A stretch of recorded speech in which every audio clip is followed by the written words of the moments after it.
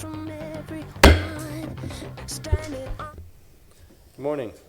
I'd like to call to order the Tuesday, March 23rd, 2021 public hearing for the City of Tampa's Barrio Latino Commission. Welcome everyone. I'm John Thompson, Chair of the Commission. If you're here to present a project, you will have limited time to make your presentation, so we suggest being thorough but concise. When coming to the microphone, you will need to identify yourself and your relationship to the project. The commissioners will not ask any questions during your presentation. Your project should be presented in the following order: site plan, elevations, architectural details, wall sections. Staff presents staff report. We will then ask for public comment.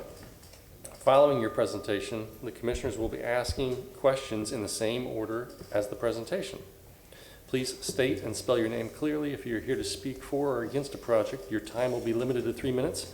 So take some time now to summarize your comments, because 3 minutes goes by very quickly. Following public comment, the applicant will have 5 minutes for rebuttal. The public hearing will then be closed. The only comments which will be allowed after the public hearing is closed will be in response to any questions from the commissioners.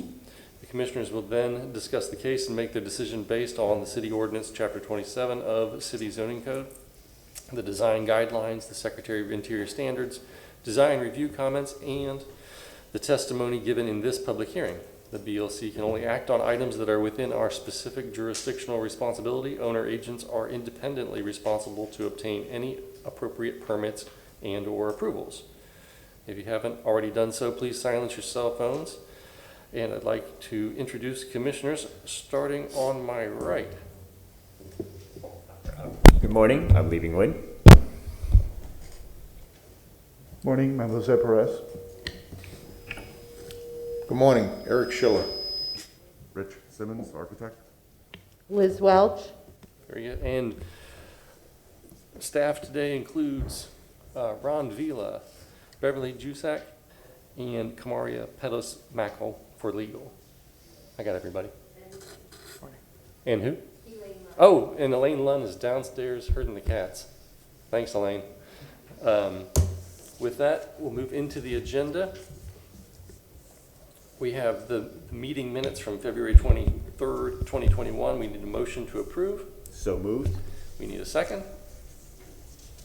Second. Second. All in favor? Aye. Aye. Excuse me, Kamaria Pettis-Mackel from the City Attorney's Office. If the commissioners can, just so that we can know who says things, can you please raise your hand when you're voting, please? Thank you. All in favor? Aye. Aye. Any opposed? No opposed. Announcements. Good morning, Commissioners. Ron Vila, I'm staff with Historic Preservation. Under announcements, we have to submit the staff reviews into the record. We're doing this for the last 2 months for January and February. And also for our new commissioner, thanking him for coming on board, and if he wants to tell us a little bit about his background. Morning, I'm an architect with HOK here in Tampa. Our office is here downtown, and I've been in Tampa now for 4 years. Moved here from Fort Myers. Before that, North Carolina. And before that, Puerto Rico. Welcome. Thank you. Thank you very much for your service.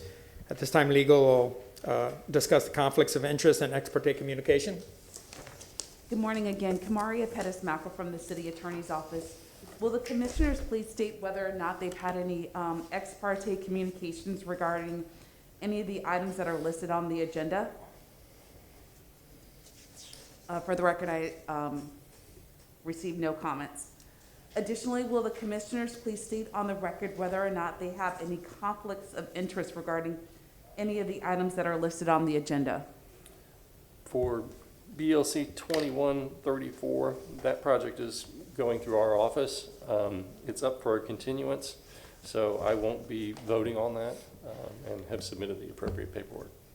Thank you so much. And just for the record, I did hand in your form to Madam Clerk, and she has that for the record. Thank you. Thank you. Addressing the continuations is, we have one, is BLC 21-34 for the address of 2910 North 10th Street. This request was by the agent to continue to the April 27th, 2021 public hearing at 9 a.m. And if I could get a motion for that, please. Motion to grant continuance in case BLC 21-34 to continue to the April 27th, 2021 public hearing. And can there be, is there a second? So we have a motion and a second. All in favor? Aye. Aye. And Thank I'm you. abstaining. And just for the record, Commissioner Thompson did not vote regarding that motion. Correct. Thank you. At this time, everybody that wishes to testify, please stand up and raise your right hand, including staff. Ms. Juzak will swear us in. Do you solemnly swear or affirm that the testimony you will be providing today is the truth and nothing but the truth? I do.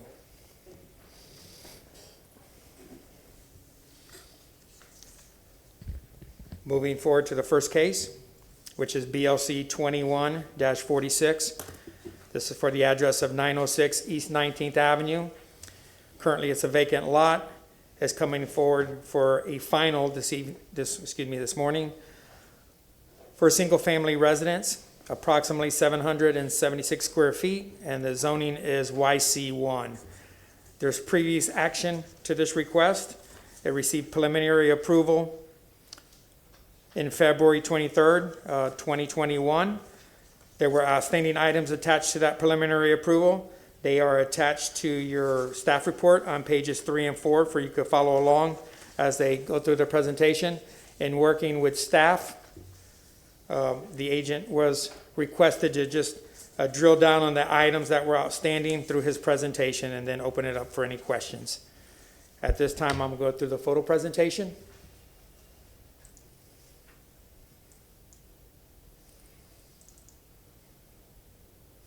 We need some technical assistance. Are the commissioner's monitors on? They are not.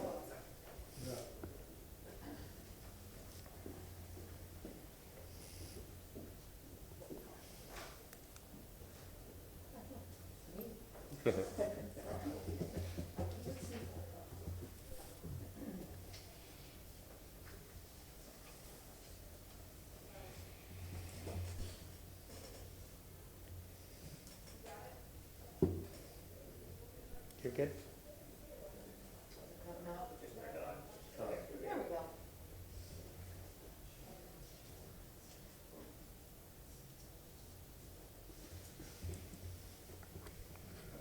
Okay, Can we proceed?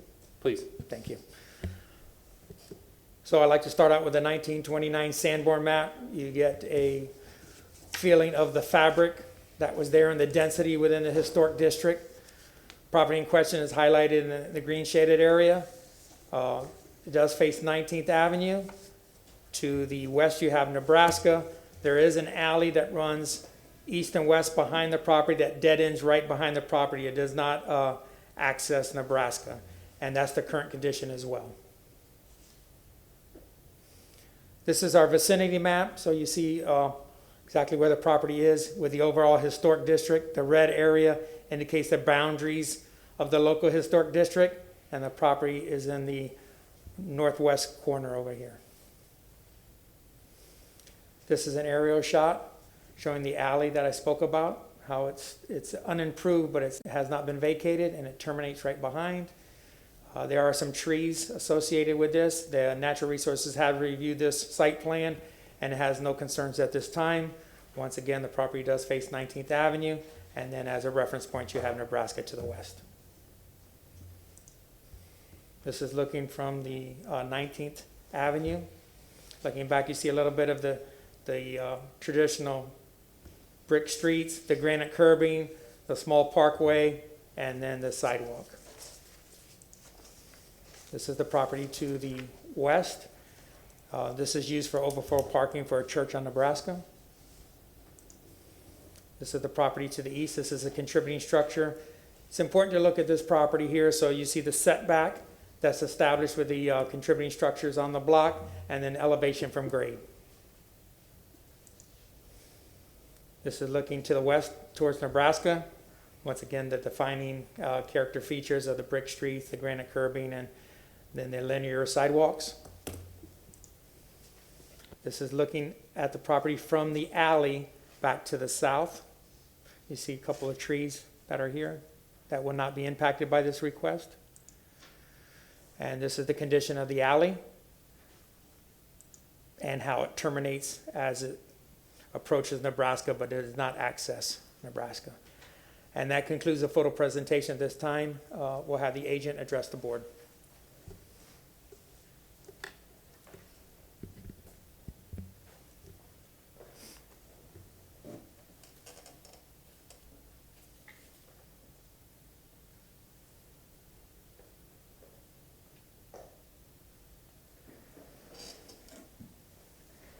Good morning. Ron Spohr with Habitat for Humanity, Hillsborough County. I want to first thank you for your comments last month. I actually think we have a significantly better project related to your comments. I thank you for that. I have found the process going through the Barrio Latino Commission to be very reasonable. And again, I mentioned Ron Vila's excellent to work with. So we've enjoyed the process so far. We think we have a better house than we did last time. I'd like to mention some things on the site plan. I'd like to actually just kind of run through several of the plans, and I think they'll address the items on the list that was. Could you rotate your site plan 180 degrees? Great. Thank you. Okay.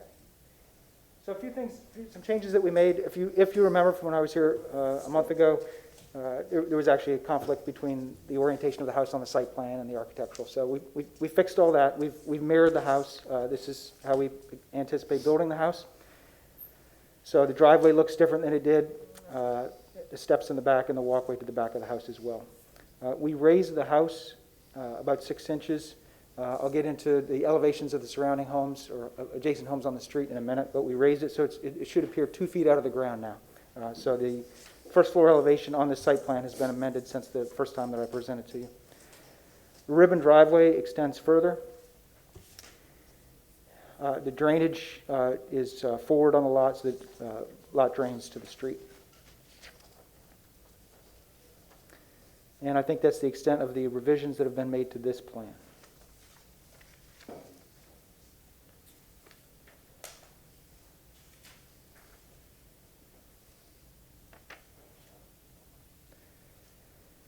We revised the elevation based on your comments last time.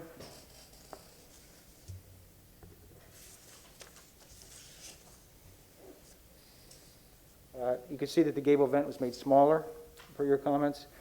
Of course, the elevation was flipped, so it's currently accurate. It does show on the side, it shows that the house will appear to be 2 feet out of the ground.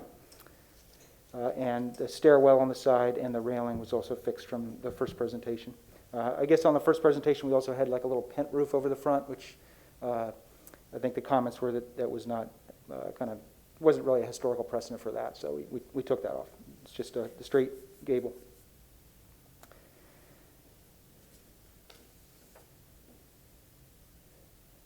There is a comment, by the way. I know this elevation doesn't show gutters, but there's a comment at the top, a little bit hard to read, but it does say the gutters shall be half-round style.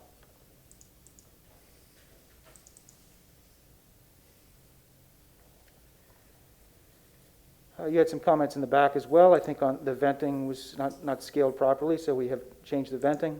We installed that kind of pent roof over the back door, which was a recommendation, and fixed the stairs so that the elevation is accurate, as well as the handrail on the side.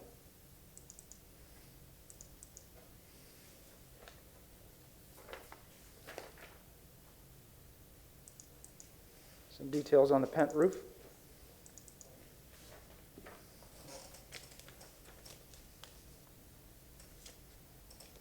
I do know that you suggested that it would be a good idea to also have a pent roof on the side. My architect was not able to make it work. We do have a 2-foot overhang. I guess I may not also have pointed out, or I think it's coming up on a upcoming page. There'll be 2 feet, a 2-foot overhang from the siding to the end of the rafter tail. So I think that was a comment last time that you were specific about wanting that to be 2 feet. So there is a 2-foot overhang there.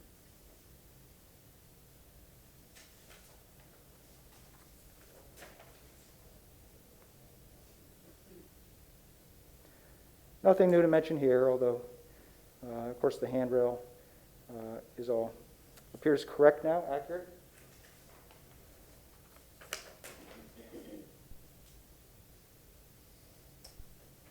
You had requested some more detail, an entire shot of the kind of the wall cutout, top to bottom. So architectural shingles on the roof, the exposed rafters painted with the beadboard underneath. This is a block house. Then it's got lathing strips and then hardy board siding to the exterior. You asked for some information on the window recess. And I actually just talked to my builder, and he anticipates that the window will be set 3 inches in. And I know some discussion about the stucco on the base of the elevation, which will have a smooth stucco finish.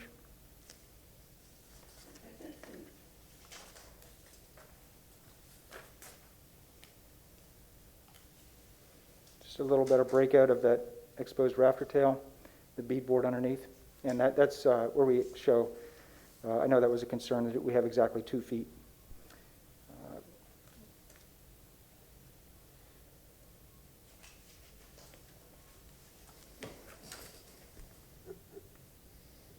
I don't know that you really want to look at this, but that's the elevation, and of course we mirrored it, flipped it, and it's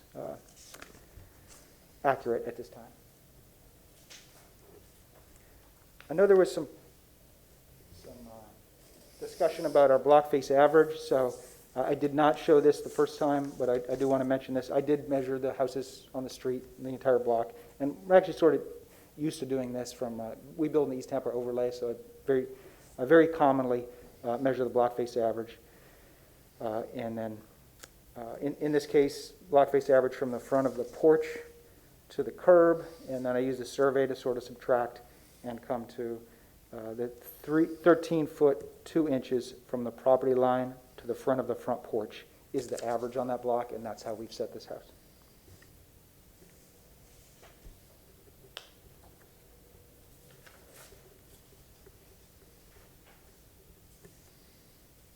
I just put a few houses up, the adjacent houses on the street. You can see we're estimating 24 inches out of the ground, 24 inches out of the ground. It's about maybe 18 on that one. 24, 24,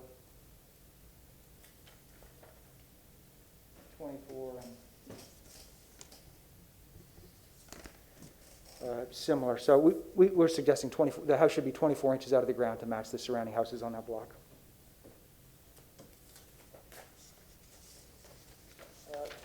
Nothing to update on the materials, but I do have just a few. I showed this last time. Wood windows and doors, craftsman style.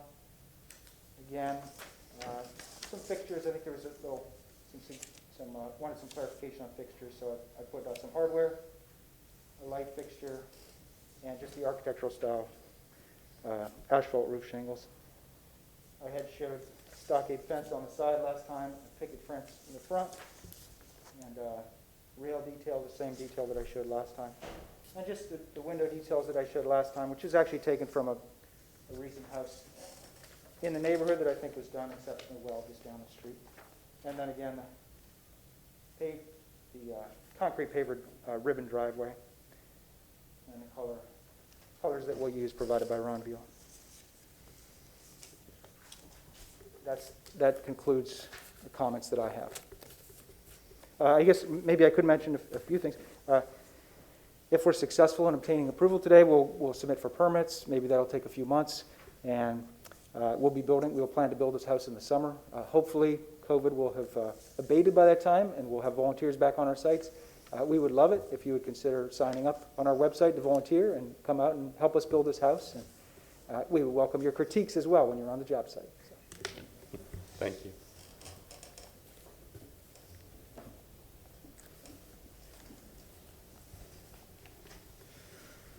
Good morning, Commissioners. Ron Vila, staff with Historic Preservation. Staff's finding that this application is consistent with the Ybor City Design Guidelines with the plans that were submitted in February 5th, 2021.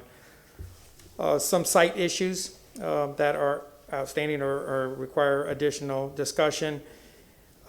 is the drive out off the alley. Is that still there? It was indicated, I believe, on the site plan, but if he could elaborate a little bit more of the parking requirements.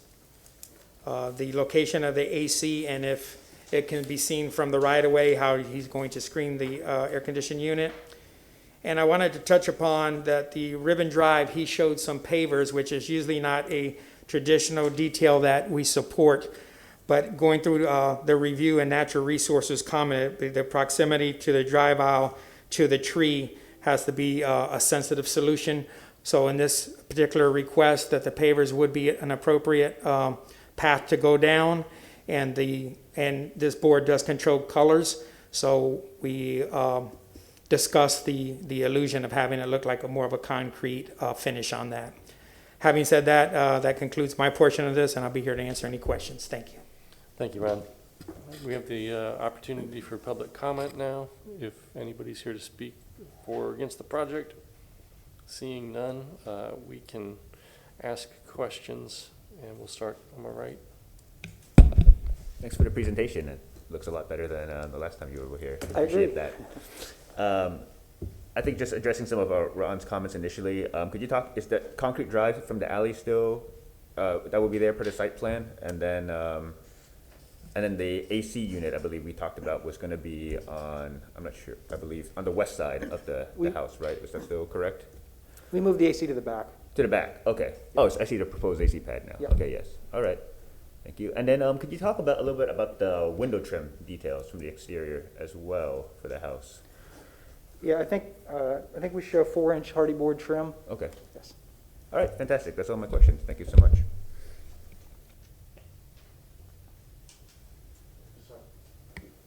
Just one quick comment. I wasn't here on the previous presentation, but I'm looking at the plans now and the plans last time. And the AC pad on the back, on the site plan, it's on the right corner, but on the floor plans, I think it's next to the steps, right? You're correct. There's a variation there that Okay. you astutely observed. Yes. But it'll be shrouded and It'll be behind the house. okay, to the back. In fact, if you have a preference, I'll just circle it and I'll say, hey, this is where we want it. This is a minor comment. That's all I think. Thanks.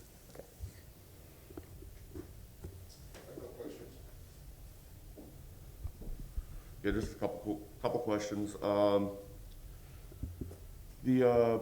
So the Ribbon Drive, here it shows that you're gonna have a brick paver. You showed us some concrete pavers. Is that what your proposed material for that, or are you gonna use concrete there?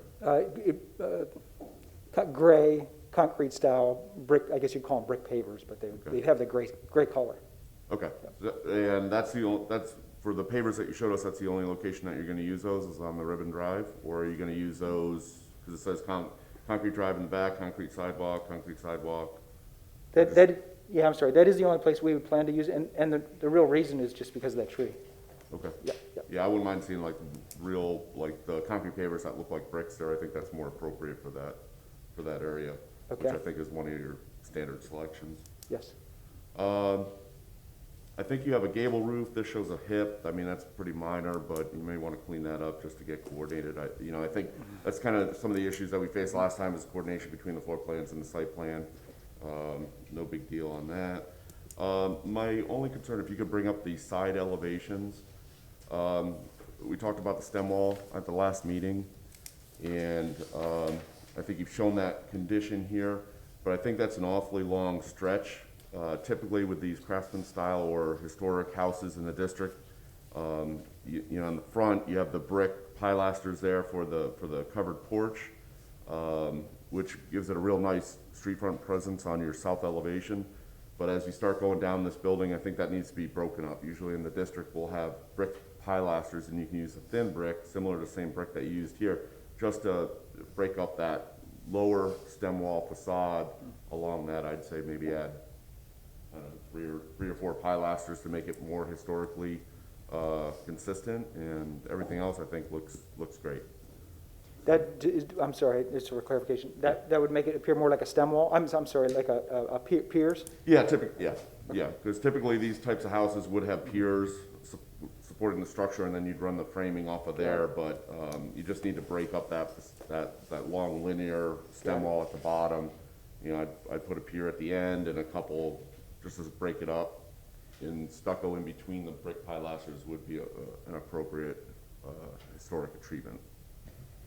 Got it. So, Sometimes they do like wood lattice in between the brick pilasters, but I think that bottom stem wall just needs to be broken up a little bit.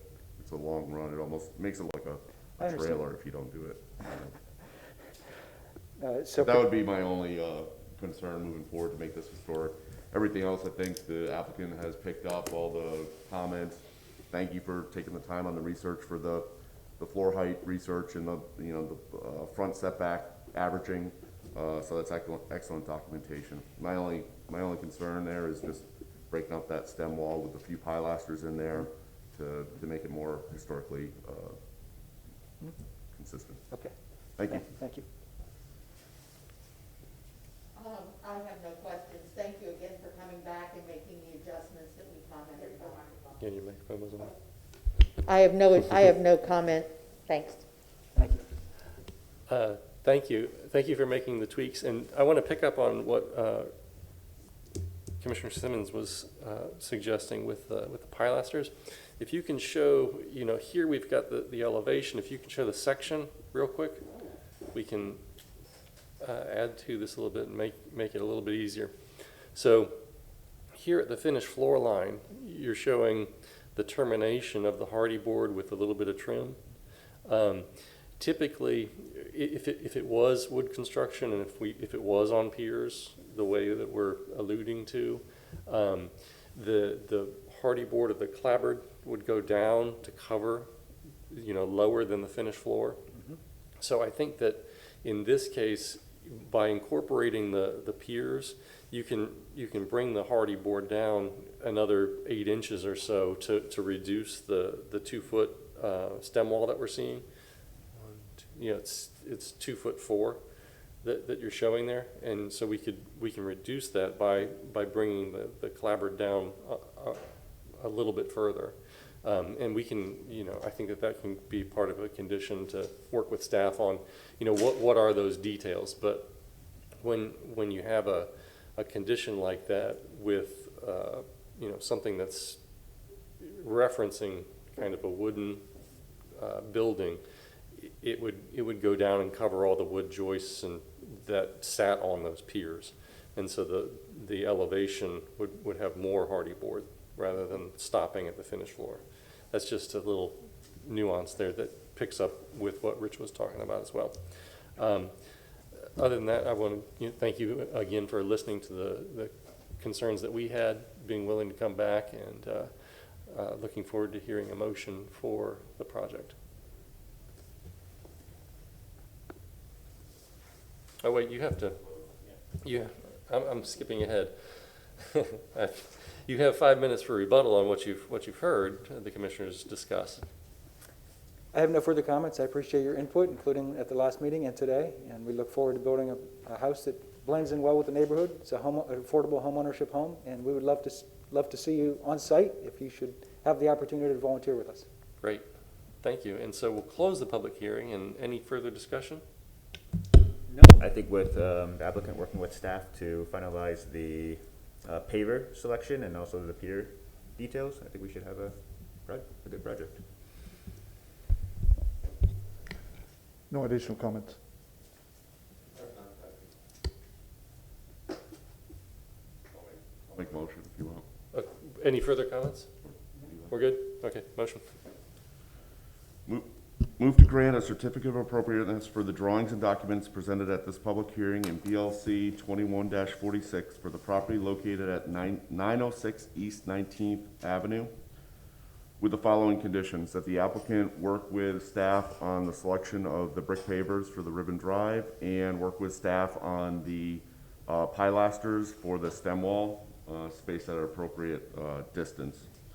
Because based on the finding of fact, the proposed project is consistent with the Ybor City Design Guidelines of the City of Tampa for the following reasons. That's consistent with the Secretary of Interior standards and the design guidelines in Chapter 27 of the City Code. We have a motion. Second. We have a motion and a second. Any further discussion? Does the applicant understand the motion and the conditions attached to it? Yes. Very good. All in favor? Aye. Any opposed?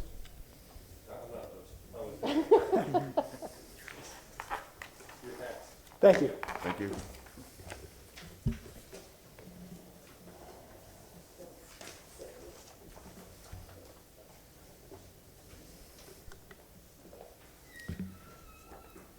Good morning, Commissioners. Ron Vila, staff with Historic Preservation. The next case this morning is BLC 21-52. This is for the address of 920 East 17th Avenue.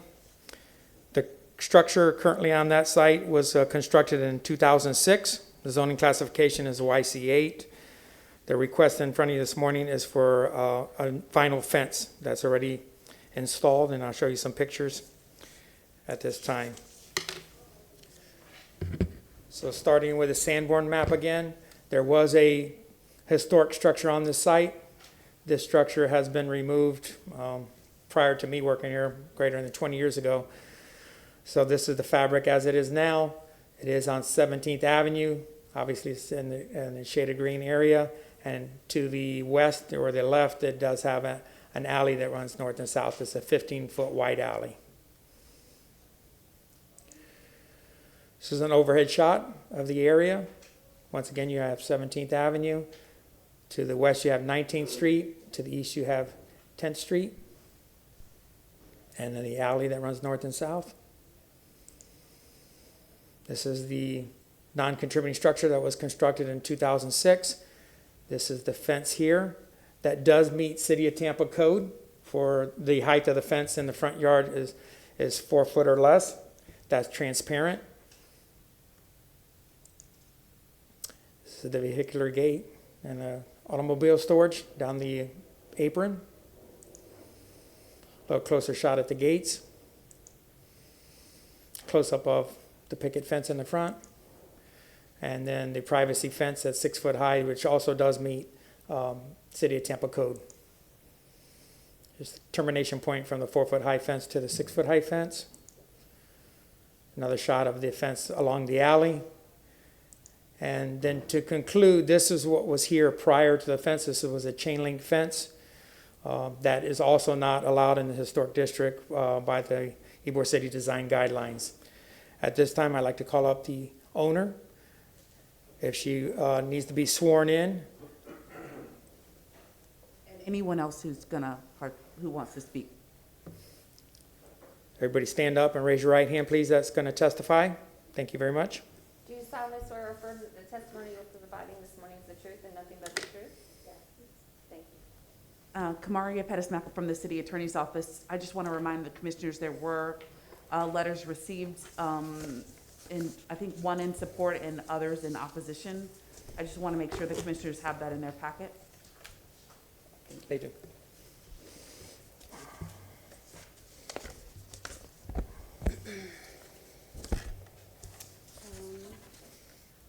Is it okay to get started? Yes, ma'am. Okay. So, good morning, everyone. I am here today to... Can you please state your name for the record? Oh, sure. Quinette Ellis.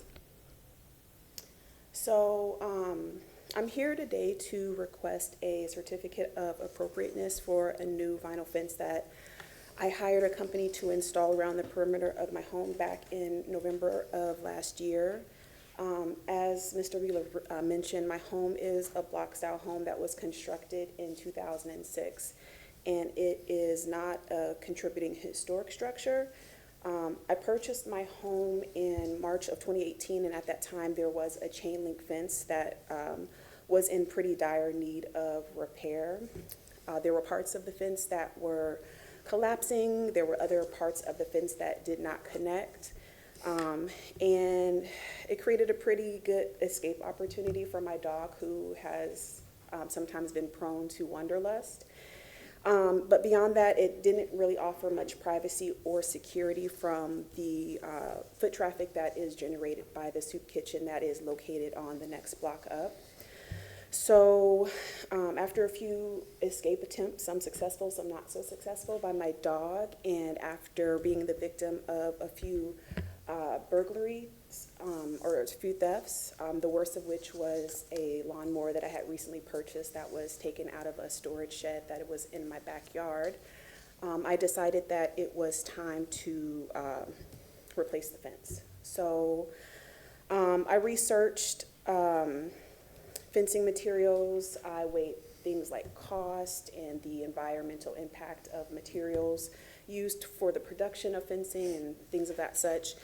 But I also had come to admire some of the other vinyl fences that were used by other houses in the area. So I've been, I brought in today, is that how that works? Some of the other fences in the neighborhood that also use vinyl material, and this is just a very small sample of other houses, just driving in walking distance around my neighborhood, just for you to review. Another one, and another one. I mean, I could give a whole presentation just about fences, but at any rate, I did admire the fences that I saw, that I saw being used by some of my neighbors. I do just have to say that when I decided to purchase my home, one of the biggest draws to my neighborhood was the historic charm and the unique personality that each of the homes have. I was very deliberate in my decision not to buy in one of the newer HOA communities. I feel like, in those communities, it can be a very cookie cutter experience at times. And I just like the fact that, all of the homes in the neighborhood have their own personality and they're just as individual as, the people who own them. But I did not understand that, like some of the HOA communities, there are special rules that are very specific because of the historic district. So prior to having the fence installed, I didn't understand that there could be some backlash because of that. So to add to that, prior to receiving my violation notice from the BLC in February, I did not even know what the BLC was or that it existed at all, but now I know. So although the circumstances are not the most ideal for coming to know the BLC, I will say that it has created a learning opportunity for me. I really adore the neighborhood that I live in, and I would never intentionally defile it or disrespect it.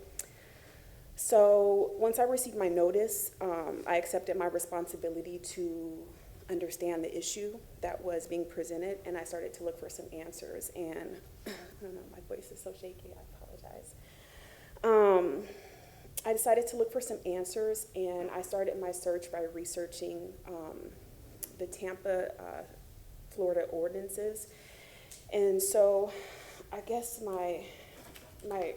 in trying to understand things, my search kind of brought me here. So it's here in chapter 27 of the code, which covers zoning and land development under Article 6, Division 7, Section 27-29.1C. This section here. It covers fencing, and it states that materials such as, I'm just going to kind of paraphrase, materials such as wood, chain link, decorative wrought iron, vinyl, and other materials may be used for fencing. But it does go on to say that historic districts do have the ability to further regulate those standards. So that kind of led me to the point that we're at right now, which was to review the guidelines for the historic Ybor City area, which is the document that is available on the city website. So in this document, you'll see that in the language it says that you have to use appropriate materials and appropriate designs. The document provides some illustrations to give examples of what might be considered appropriate designs. And then it also includes a paragraph that spells out what would be considered appropriate materials. So I noticed in the document, it it lists some specific materials not to be used. You'll see things like, you know, the cinder block and chain link and things like that. But in all the lists of materials that are there, vinyl is not listed. I noticed that in the document, it did point out some specific materials that had been permitted per the city code, which would include the chain link and even some elaborate ironwork. In that paragraph, it even goes on to make some specifications for wood, because again, in the city code, wood is a material that is listed as appropriate, but in the guidelines, it does kind of narrow down some specifics as it relates to wood. So because this document does not specifically address or prohibit vinyl, I did not believe that my fence posed any violation. Even, like I said before, I had no idea, but even after reviewing the document, I couldn't see that there appeared to be any violation. So that's why I'm here today, just kind of get on the same page and resolve this issue and just move forward. Thank you. Yeah. Good morning, Commissioners. Ron Vila. Staff's finding that this application is inconsistent with the Ybor City Design Guidelines and what was submitted to our office on March 5th, 2021. Speaking directly to the design guidelines on page 76, the designs of the fences should be similar to those referenced in the guidelines. However, vinyl is not a material that is considered compatible with the Ybor City Historic District. Also, referencing page 76, use appropriate designs and materials when choosing a fence to enhance the building. Picket fences, simple wrought iron fences, brick walls, stucco walls, or fences or brick and pillars combined with iron are traditional for Ybor City. It does discuss, continuing on page 77, on the Ybor City Design Guidelines, in residential zoned areas in the historic district, the commission may consider approval of a fence material other than those recommended in these guidelines with the following stipulations. And there's two stipulations. Where like fencing materials are prominently seen from the public right-of-way, and where required uses or recommended fence materials would place an undue economic hardship upon the applicant. And that's referenced on page 3 in your staff report. As I stated, that this fence does meet City of Tampa code as presented. The challenge that we have is when the owners or agents call the city to erect a fence, no permits are required, but approval is still required. Ybor City's been a historic district for many years. I believe that the agents that are selling these homes are advising the clients that they are in the historic district. We've met with a lot of the realtors in the past, provided guidelines to them, so at the time of closing, they can provide these documents to the public, in a fashion that is more upfront than going in this fashion. So I don't know if this was the case, and it doesn't seem like it was the case, but we do have an outreach program through preservation to the public. Having said that, that concludes my portion, and I'm here to answer any questions. Thank you. Thank you, Ron. We have the opportunity for public comment. I think somebody got sworn in to speak for or against the project, so now's your time.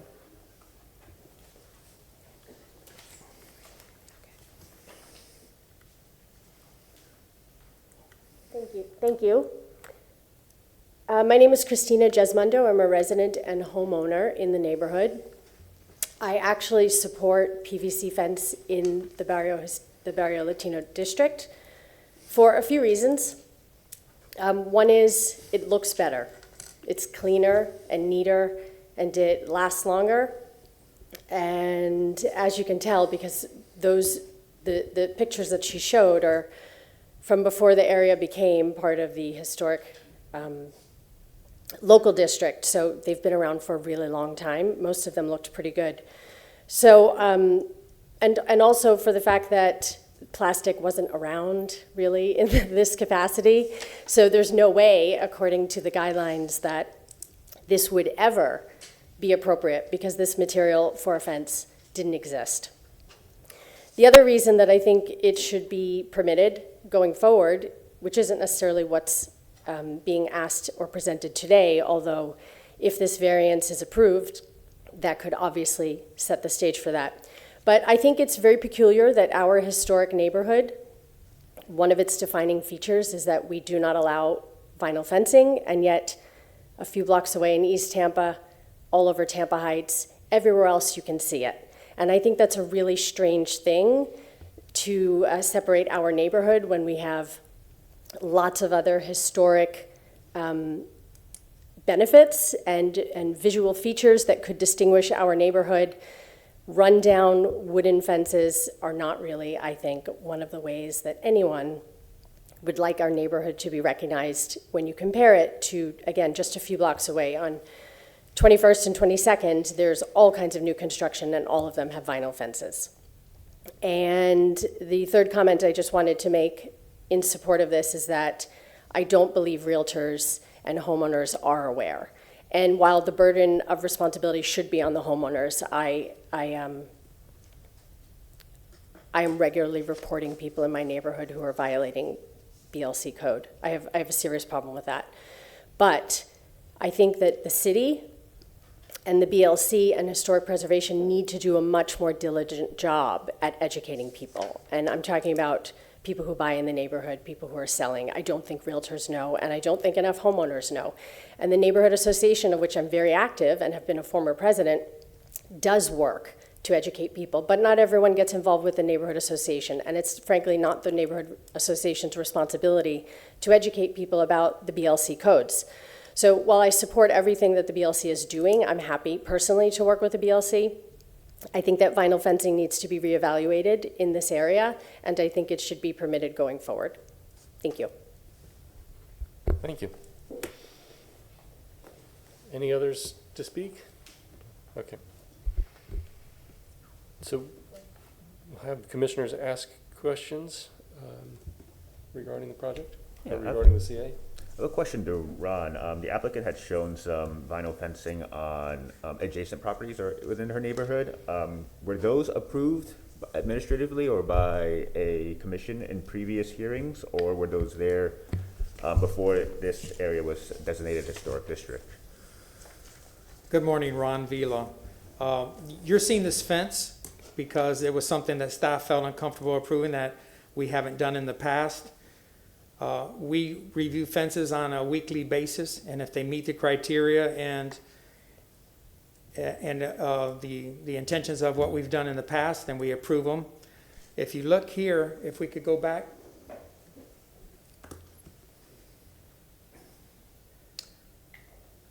To the Sanborn map, I didn't bring a specific illustration to show, but this used to be our northern boundary, which was Michigan, that is now Columbus Drive.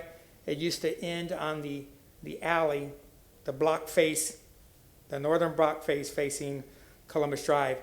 Since then, the area has expanded to the north to 21st Avenue, and this house was captured in that expansion that was approved by this board and ultimately City Council. So a lot of the fences that were shown, I believe, were in this area prior to the expansion to the north. I don't believe any of the fences that were shown today are under a violation, which leads me to believe that they were approved, and meet city code prior to the area expanding to the north. Got it. Thank you. No further questions. I just have a quick question. In one of the opposing letters, there's a statement that, the city, the commission needs to do a better job in informing subcontractors of this regulation. The person that you engaged to install the fence, were they aware of these regulations, that they couldn't use vinyl or anything like that? Did they mention anything? So I'm not really sure. We didn't really have those discussions. My best guess is that, like myself, just reading the language of the guidelines, I think it would be really hard to make a distinction that clearly says that vinyl isn't permitted, because vinyl it's not used anywhere in the language. You know, it's very clearly spelled out in the city code, but when you reference the guidelines, you know, it does not say, it almost feels like it's just kind of like a common knowledge thing, things that people just know because they know. So I cannot speak on behalf of the fencing company because I just don't know. I can only speak for what my experience has been, you know, trying to understand, you know, the issue that we're having today. So it's possible that they just don't know. Understood, thanks. I have a question for Ron. Ron, what year do you know were the criteria last revised in our guidelines? The Ybor City Design Guidelines were established, the ones that we currently use, I believe, in the early 80s. We're in the process of revamping those criteria now, and we're going to provide this board a summary of the direction it's going. We have a consultant on board, and we're redoing the guidelines at this time.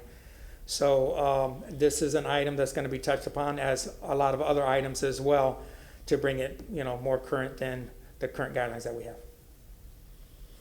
Yeah, that's what I thought. I just hate to see the last soldier shot by the last bullet in the last war, you know, 5 minutes before the armistice.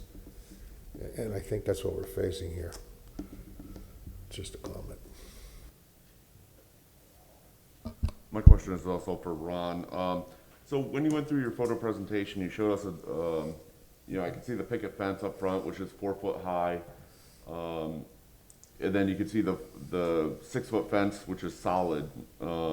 Aside from materials, is the staff's concern more with the solid 6 foot PVC fence, or does the 4 foot high?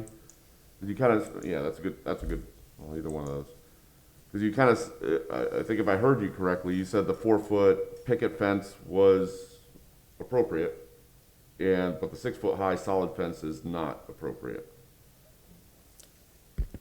If I might have misspoke if I said that, the fence as installed meets City of Tampa code.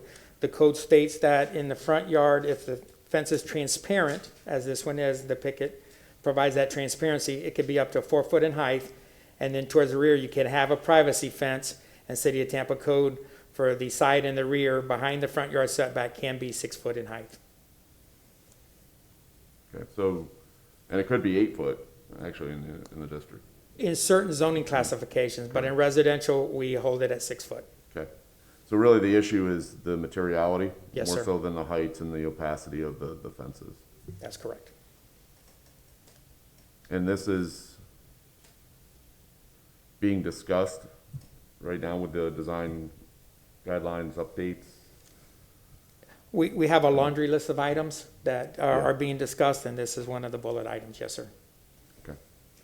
I mean, vinyl, you know, PVC fences are, I mean, you look at a lot of these wood fences that have gone up in the district within 2-3 years ago, and they're already showing signs of, you know, growth and decay, and vinyl, you're not going to have that issue. So it's a legitimate issue here. So thank you for clarifying. I have no comments. All mine have been addressed by the other commissioners. Kamaria Pettis-Malcolm from the City Attorney's Office. I'd just like to clarify, just for the record, that the applicant is pursuing a certificate of appropriateness regarding the fence. There was one comment from a public comment about a variance request. Just to clarify, this is not a variance request, and the letters that were submitted in support or against the application also referenced a variance request. A variance request is not what the applicant is asking for. It's a certificate of appropriateness, and I just wanted to clarify that for the record. And I decided on certificate of Hold appropriateness on, because. hold on. Yeah, hold on. I was just clarifying something for the record. I wasn't asking a question. Oh, okay. Okay. So with the boundary having been extended in this property and others being incorporated into it, and fences usually being associated with staff level approvals, have there been other times where we've had to deal with this, or is this the first time the commission's seeing this for clarifications? Have a question? Yes, please, sorry. You know, staff tries to get involved. We have a huge presence in the community. We try to nip these requests before it gets to this level. I think we're very proactive in our approach in all our historic districts. There are some that fall through the cracks, as this one did here. I'd like to address these, as I stated. You know, if somebody reaches our office, we do site visits. We go out and meet the new owners on site, discuss the guidelines and any short-term or long-term projects that they might do to assist them and provide some guidance. So, as I stated, I don't believe this body has seen a fence, and we try to resolve those prior to it getting to this point. Understood. And touching on the economic hardship portion of what we've been presented, what would you mind sharing how much the fence cost to put in? It was just shy of $10,000 for the installation. How many? Just shy of 10,000. 1 0? 10,000. 10,000. Mhm.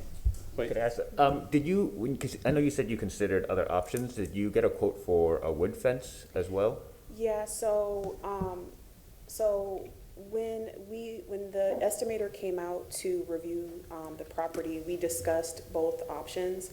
My preference was for the vinyl, just for, like I said, I'd seen vinyl used by some of my neighbors, and as my other neighbor mentioned, just because of the upkeep and the need to constantly replace and repair the wood, I wasn't particularly keen on that, but I've never put up a fence before. I just heard through, other people discussing installation that wood does seem to be a cheaper alternative.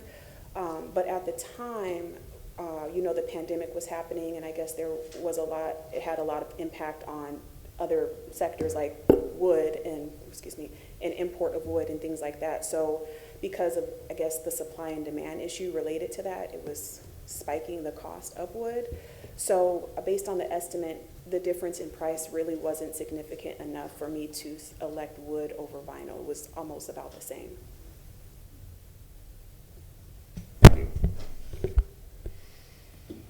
Okay. The commissioners that have asked questions. You have 5 minutes to discuss any of the items that you've heard from this round of discussion. So you have a little bit of time for rebuttal before we close the public hearing and discuss the case and try to move forward with a motion. If you'd like to add to anything, yes. If you've heard anything that you'd like to add additional information to the record for.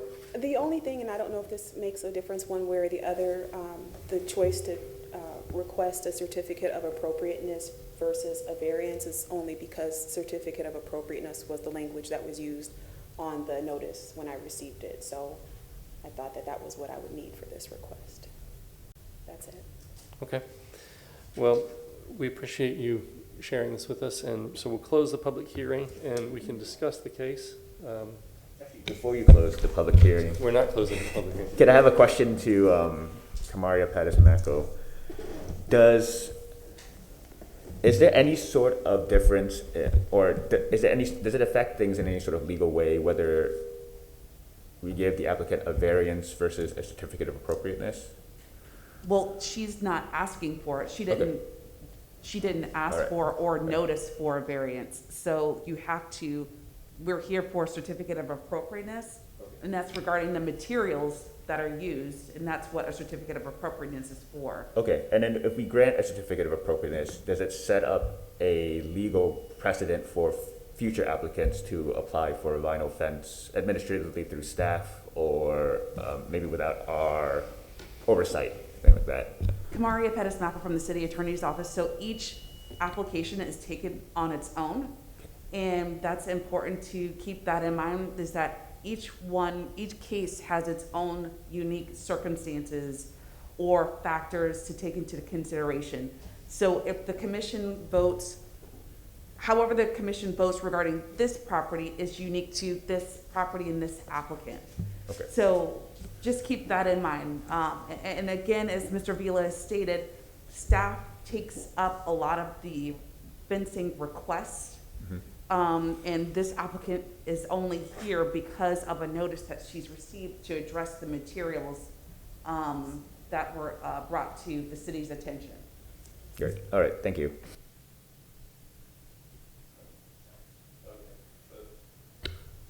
Now we'll attempt to close the public hearing, although I think we probably could have had that conversation closed. But, so let's get the sense of the commissioners as we try to move this forward. Yeah, so obviously I sympathize with the amount of money spent on the fence, and there's a reason why PVC vinyl fences are very popular nowadays. As I mentioned, like the upkeep, they last a lot longer.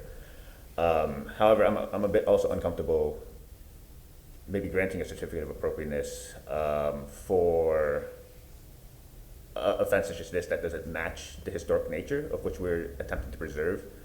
I do think we're sort of in almost at a tipping point, because I think there are things like, I think the front of the house with the fence where we could have a vinyl fence that looks a lot like a wood fence be acceptable with the future guidelines and that kind of thing as well.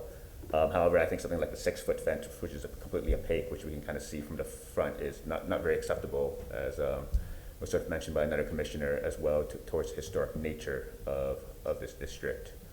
I'm sure, is there a way for us to kind of kick this down the road until the future guidelines are enacted, and whether new materiality is sort of considered in the guidelines or anything like that? Just because we have just things like, like LVT now can look a lot like wood, right, for like flooring and that kind of things. And I think there could be a similar situation with vinyl fencing where they look like a painted, wooden fence in a lot of ways. But yeah, so those are sort of my thoughts at the moment. Kamaria Pettisnacker from the City Attorney's Office. I just want to, again, in reminding the commissioners while they're going through their thought process of the criteria that's presented in the staff report on page 3 about the 2 alternative reasons in order to take into consideration the alternative materials for fencing. It's on page 3 of the staff report.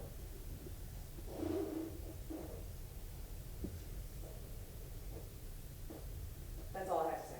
Thank you. So I agree with Ron that this one fell through the cracks. Should have been caught earlier, but I do believe that there's a precedent for approval in the neighborhood, as you showed those fences. I actually drove by the property over the weekend and I saw that the surrounding properties near, they're all chain link fences. Some of them are falling over, so I think this adds to the streetscape, enhances it. I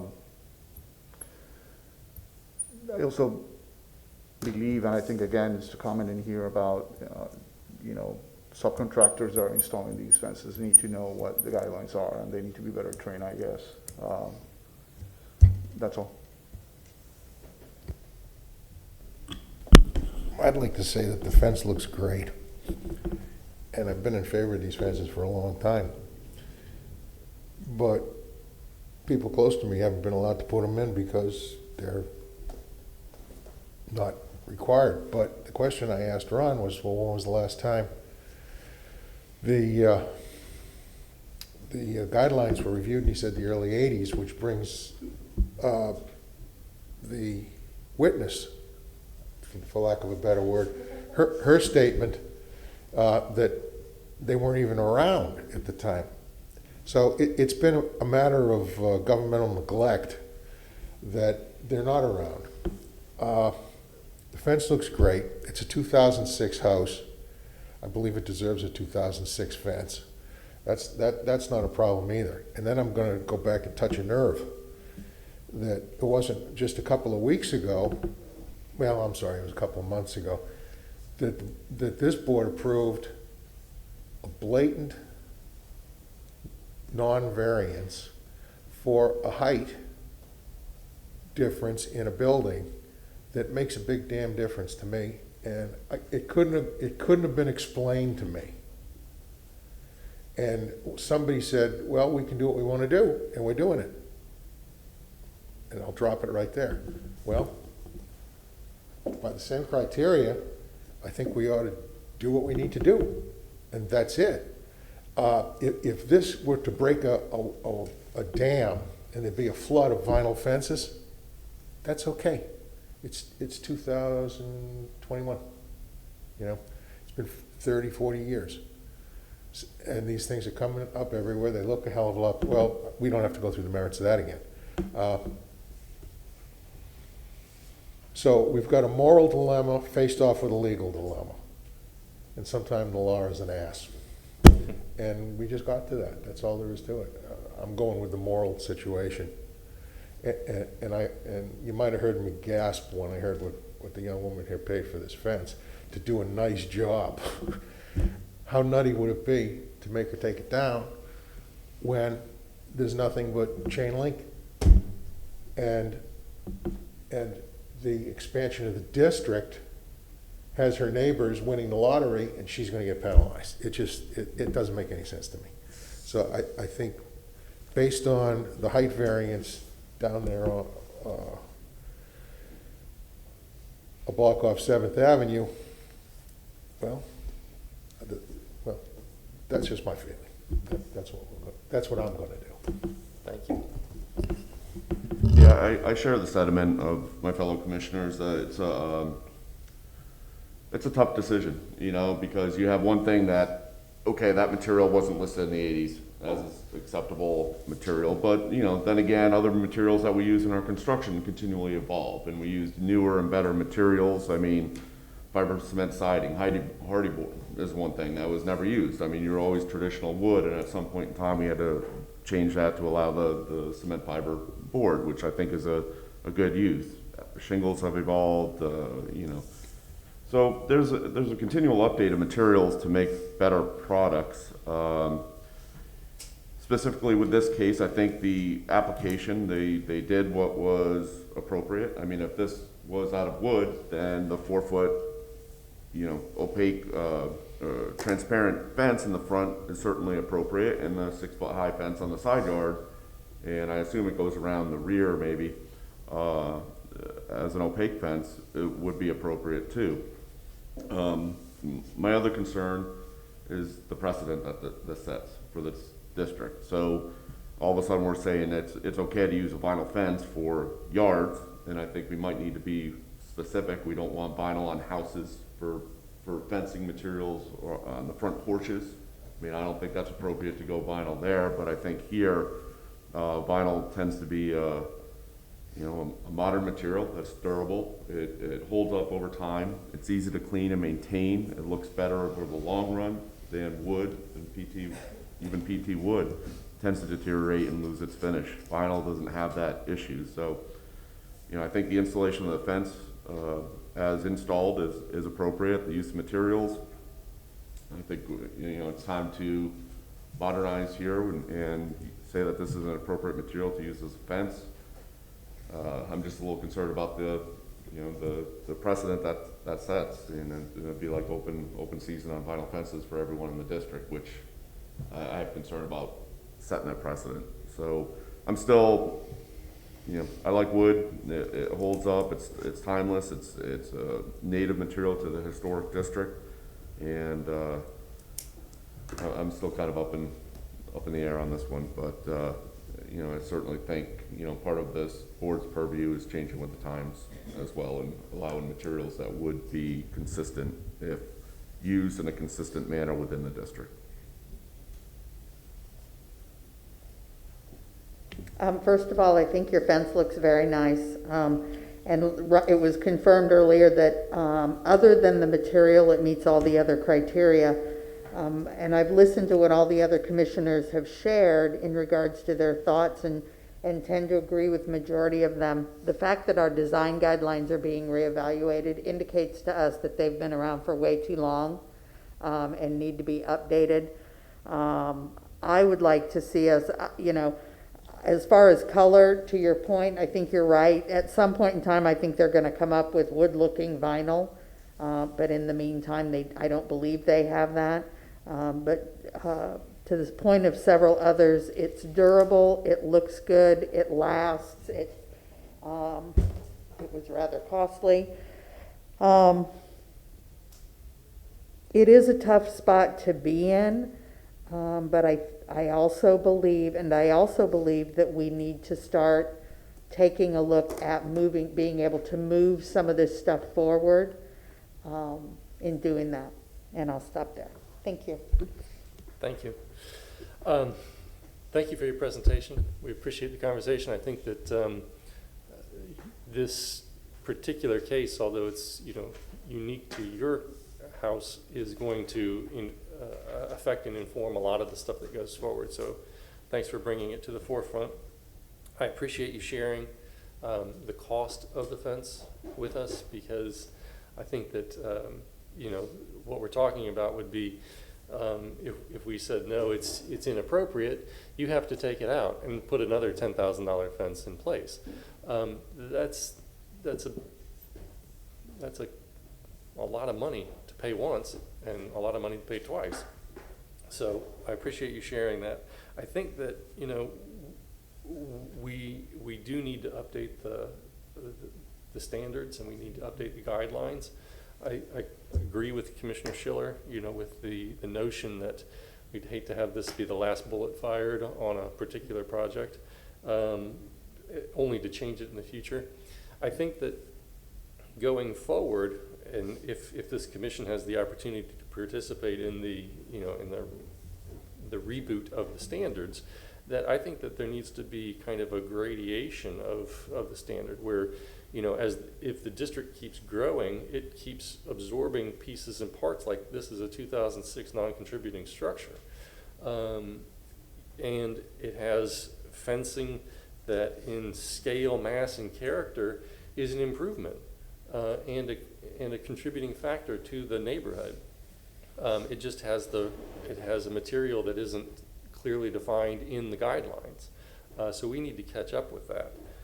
I think there's an opportunity there to, allow portions of the district that have been expanded to have a little bit more flexibility than the core district, to where we might make the commission's concerned with, if we say yes to your fence, we get them everywhere. I think that we could be a little bit more nuanced in our approach to how we want to deal with that, because we've had the opportunity to watch decisions that we make regarding finishes of cell phone towers, leave the district, and we have to consider how that affects the integrity of the district as well as the applicant. I mean, I'm of the opinion that if there's a little gray area here, that the benefit should accrue to the owner, to the property owner. I think that we've got some stuff that we need to iron out. If we're 30 years behind on what our standards are, we need to update them and make it more clear for everybody. But that's those are my personal opinions regarding that. So I think that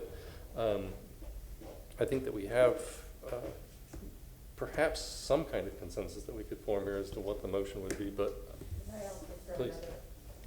I'd like to throw one other comment in there. It was brought up several times, and I'm not sure how it can be addressed, but it was brought up several times in both the owner's presentation as well as the witness, I think we determined who that is, and part of that is communication. How are we communicating, or how is it being communicated to homeowners and property owners in the historic areas? I think the point was very valid, and I read through all of the letters that were submitted, the information that was submitted, pro and con, and people don't know that you have to go through the BLC. People don't know that there's that process out there. How are we communicating to people to homeowners and property owners that they're in a historic district, and here's what needs to happen? And I think I would like to challenge us in whatever way I need to do that, Ron. How do we communicate with them? How do we start moving that forward so that we are a presence, and what we do and what the benefit of us is? Am I making sense? Thanks. You're all looking at me like a bunch of bugs. I think, you know, going back to Commissioner Schiller's point about, okay, the last bullet in for this, you know, we've got the design guidelines being updated right now, and we're gonna have to take a position on this, or the HBC is gonna need to take a position on this.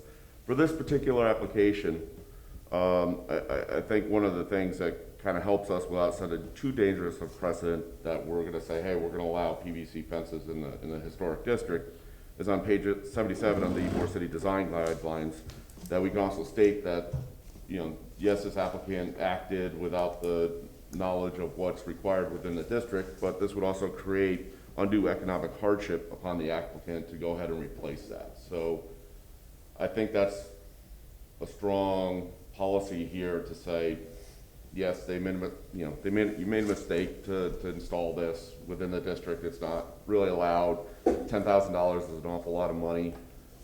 You know, I remember on my previous term that when we served, there was someone that built a shed behind a house, and it was like, you know, they spent a lot of money to do that, and they didn't know, and you kind of feel for them. But I think right now, to help protect our precedent setting of this PVC fence within the district until the design guidelines are updated, I think the motion needs to include that the certificate of appropriateness is granted due to the undue economic hardship placed upon the applicant for having to redo this fence. Is that your motion? Are you making a motion? All right. It was, I mean, are we? What do you want? I mean, Okay, all if there- right. I'm on a roll today. Yeah, All right, here we if go. anybody wants to add on to that, that's fine, but I think that's I mean, that's is a that place the for- only condition? Are there any other conditions? I think that's good until we can control the design of the guidelines. Yep. Until that starts rolling out. I mean, the only thing I sort of have with that condition is that, although I think everything is as legal as informed as that, everything is just very specific to this case anyway, so that we're not really setting a precedent. But by putting that in, I mean, in terms of our rulings, it's just sort of like, well, the fact that we put that in is just kind of like, well, okay, maybe ignorance is the better way to go. Just sort of ask for forgiveness later, right? No, Kamaria Pettis-Mackel from the City Attorney's Office. I just want to clarify, that's not a condition that the commissioner is asking to be included in the motion. That's what his basis will be for whatever motion he has. Okay. But again, this is the information that the commissioner was just speaking of. It's not, it's almost like a hardship to justify, if that's what your motion is, to approve the certificate of appropriateness. It's saying that the applicant is, you're acknowledging that the applicant has a financial hardship regarding the certificate of appropriateness request. Do you understand what I'm saying? Mm-hmm. I'm not sure I follow, no. You're on page 3 of the certificate of the staff report. Page 3 of the staff findings gives you 2 criteria in order to take into consideration, to consider approval of fencing materials other than those recommended in these guidelines with the following stipulations. Those 2 stipulations, 1 or 2 or both, you could take into consideration in your thought process of whether or not you're going to approve a certificate of appropriateness. The commissioner is stating that, in his opinion, a certificate of appropriateness could be approved because of the undue economic hardship upon the applicant. She testified that it cost her about $10,000 to build the vinyl fence. Mm-hmm. Do you understand what I'm saying? But wouldn't that be in lieu of the recommended fencing materials? So since the 2 cost the same, would it not be, would that still make sense? If you don't approve a certificate of appropriateness, she would be required to take it down. The commissioner is proposing a motion to approve the certificate of appropriateness for her to keep the vinyl fence because it would be. Okay, so that's to keep the fence as opposed to just having built it in the first place. Correct. Anyway. It's Okay, for her got to it. keep the fence and approve the materials that were used, because otherwise it would be an undue economic hardship on her to remove it. Okay, that I understand. All right, thank you.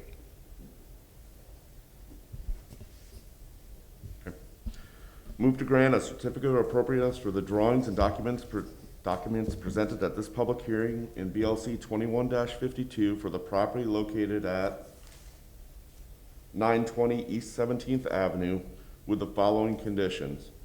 That the fence material is consistent. You're The not fa- doing, you're not doing it as a condition.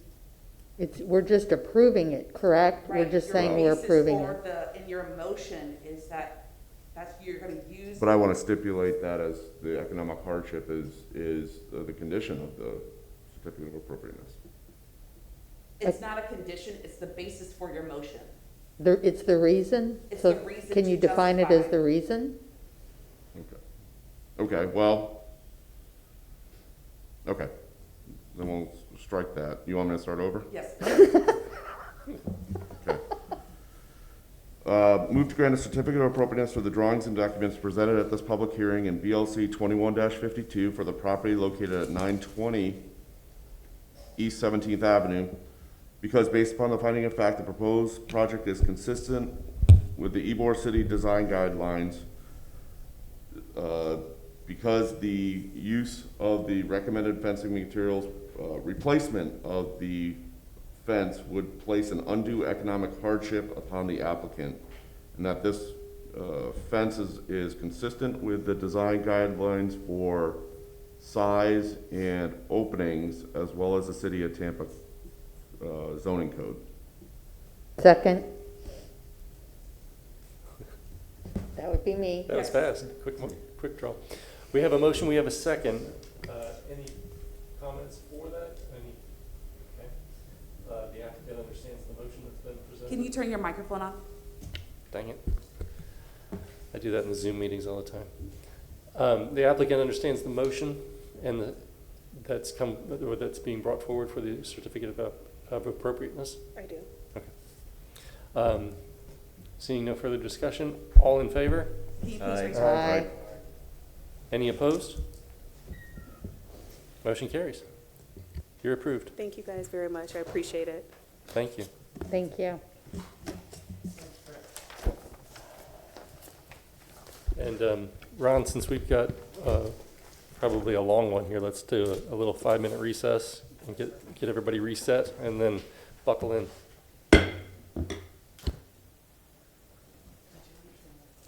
Yeah. Hold on.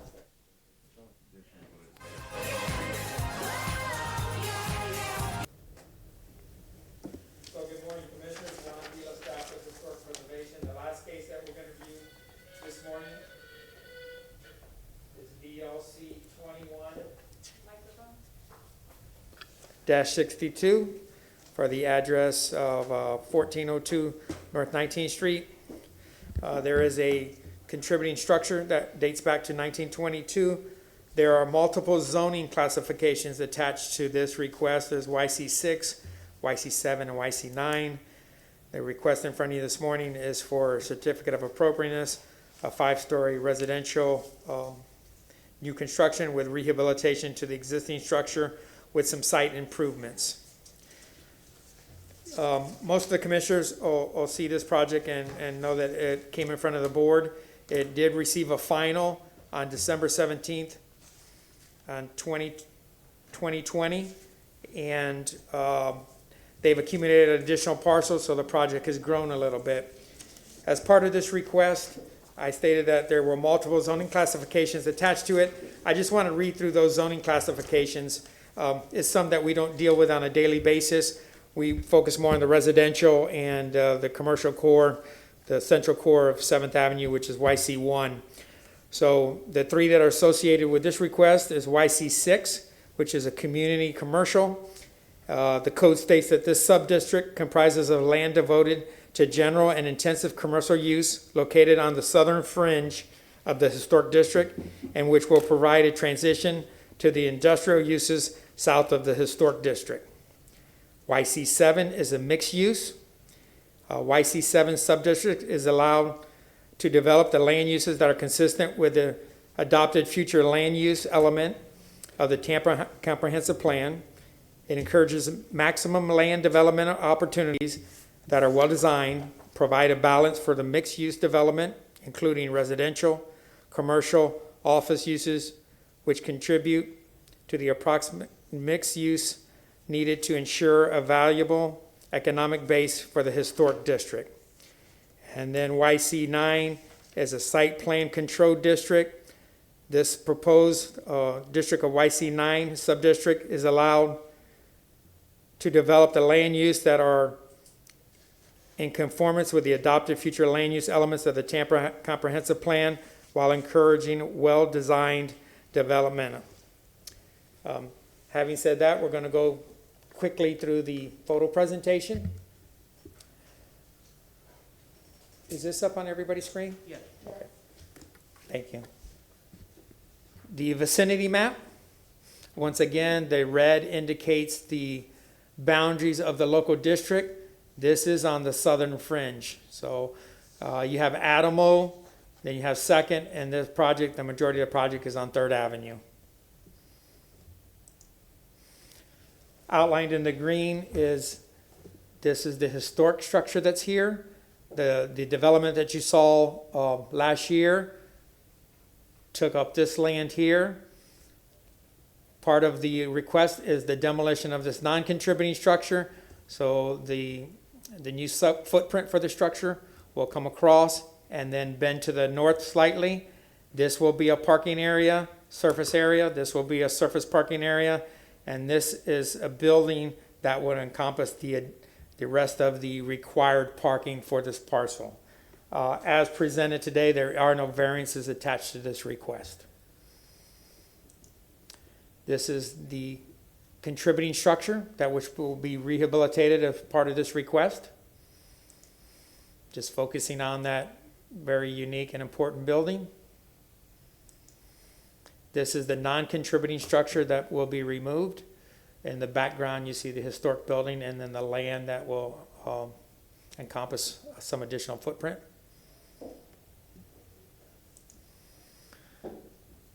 I came back to the Sanborn. We're going to focus now. We're going to look north and look at the surface parking on the corner of Angel Oliva, which is 18th Street and 4th Avenue. This is 3rd Avenue. This is 4th Avenue and Angel Oliva Senior. Surface parking is over here, which is indicated here. These structures obviously are not here. This is from 1929. That's looking at the surface lot here.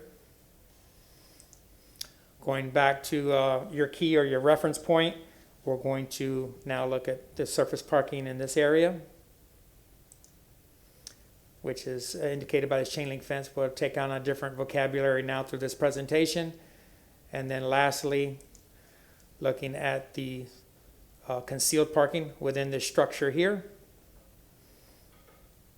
And this is off of 3rd Avenue and just to the west of 18th, which is Angel Oliva once again. And that's the structure here. That concludes the photo presentation, and Mr. Garcia will address the board. Maria Pettis-Mackel from the City Attorney's Office. He needs to be sworn in, Madam Clerk. Do you solemnly swear or affirm that the testimony you give this morning is the truth and nothing but the truth? Good morning. My name is Fali Garcia. I'm with Open Workshop for Architecture, and this is Jessica Schell, my partner. We're going to be presenting a PowerPoint presentation, so please, we can bring it up on the screen. Thank you. So as Ron said, we did come forward about a year ago to present this project back in December 2019. Half of the board saw this project. The other half, this would be a completely new presentation. At the time, we called it the 19th Street Apartments. The project at the time consisted of two wings, which is, we've labeled them A, B, and C here just for reference. Wing C, which is the contributing structure along 19th, and then Wing B, which was the new 5-story addition kind of at the center of the block along 3rd Avenue. Since the first certificate of appropriateness, which now seems like a completely different time, the development has grown, and now it's we're including a new wing to the west of the property, which is labeled as Building A. as well as the lot which is level 1, portion of that lot came forward as well as part of the first application, but we have now expanded that lot to include portion of where that wing A is located. And then there's currently a vacant property at the corner of 4th and Angel Oliva, which is currently being used as parking. We're enhancing that property, and it will be also an additional parking area for the development. What's shown as Lot 2 came forward last time. That has not changed. The approach to that property has not changed. We have an alternative parking approval for that property. And then what's labeled as Lot 3 will be a completely new site that nobody has seen yet. This is just going to be parking within an existing warehouse building. Although we're presenting today as a new project, most of what you'll see was previously reviewed and approved. And as I go through the presentation, I'll try to point out those differences and what's remained the same, what's changed, and what is completely new. You'll see here highlighted in yellow is the building footprint. The building consists of 102 units, and the combined parking is also 102 parking spaces. That's not anything that's shown on the right-of-way is purely conceptual at this point. That's not, we're not presenting the right-of-way improvements as part of this approval. So Lot 1 will have 51 spaces, which is directly behind the building. Lot 2, and then Lot 2 and 3 would have the rest. So we are meeting the 1-to-1 ratio here. The building sits solely within the YC6 zoning lots. The lot at the corner of 4th and Angel Oliva is a YC7. The Lot 2 is YC6, and Lot 3 is what is within the YC9 zoning. I'll go over the site first just to get everybody oriented, and we'll go through a couple of the components related to the site before we move to the building. As you can see, the parking is behind the structure. We wanted to make sure that we use the building to block parking as much as possible. We wanted this building to really interact with the streetscape. And then at the corner, like I mentioned, that lot is currently still being used as parking. We're going to improve that, and then there will be a small utility building on that lot. The utility building will follow some of the design characteristics of the building, of the main structure, as well as carrying some of the features that are seen throughout the district. It will be integrated with the fencing, which will not be vinyl fencing, and so that's the small utility structure there. Just wanted to point that out. And for landscaping, we'll be using the landscaping strategically throughout to buffer the vehicular use areas, and it will be coordinated, particularly on that lot in the corner of 4th and Angel Oliva, so that it has a dialogue with the future park that will be built across the street. Our design approach, was not just to create a project that was compatible with the historic urban form surrounding it, but we really wanted to create an inviting project that promoted walkability and have a stronger social interaction. As you see here, this is the first ground floor plan. What's highlighted in pink are the common areas of the building. Starting from the left of the screen, that would be the main anchor of the project, and that's going to be really the main entrance, main lobby, and main lobby of the structure. Because the building is so long, it's really the length of the block along 3rd. We have a second entry kind of strategically placed at the dividing point between the existing structure and the new structure. And then we have another common space facing 19th within the historic structure of the building. As we move on to the second floor, the historic structure, again, like as we mentioned before, is only a 2-story building. So here, even though we're presenting them, and you'll see as we present the elevations, because of the length of the building, we're going to be looking at the design almost as three different buildings, but it's really one structure connected within.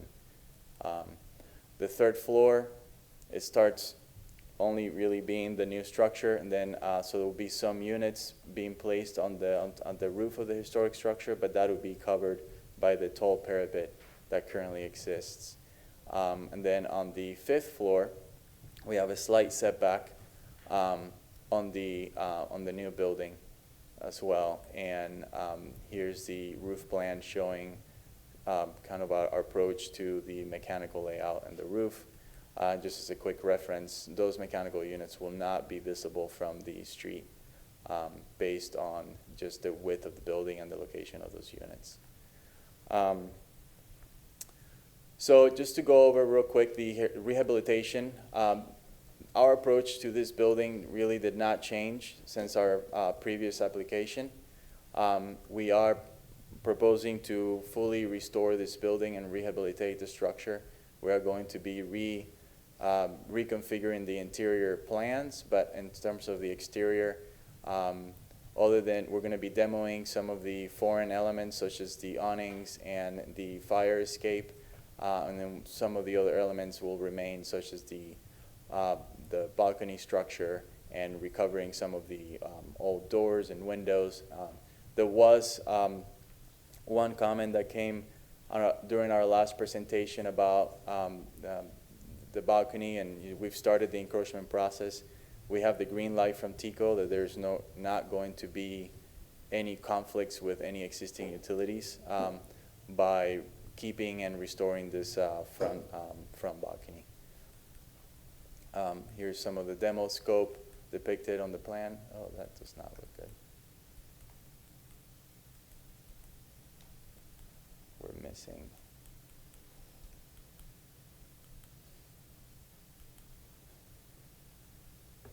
Well, this is really showing some of the character-defining features of the building that we were going to salvage, and this was supposed to be the material page, which we have a loose sheet here that we can show if we need to go through that again. But again, this did not change from our previous presentation, and here's a quick rendering of what the building will look like once it's fully rehabilitated with a partial cross-section of that front facade facing 19th.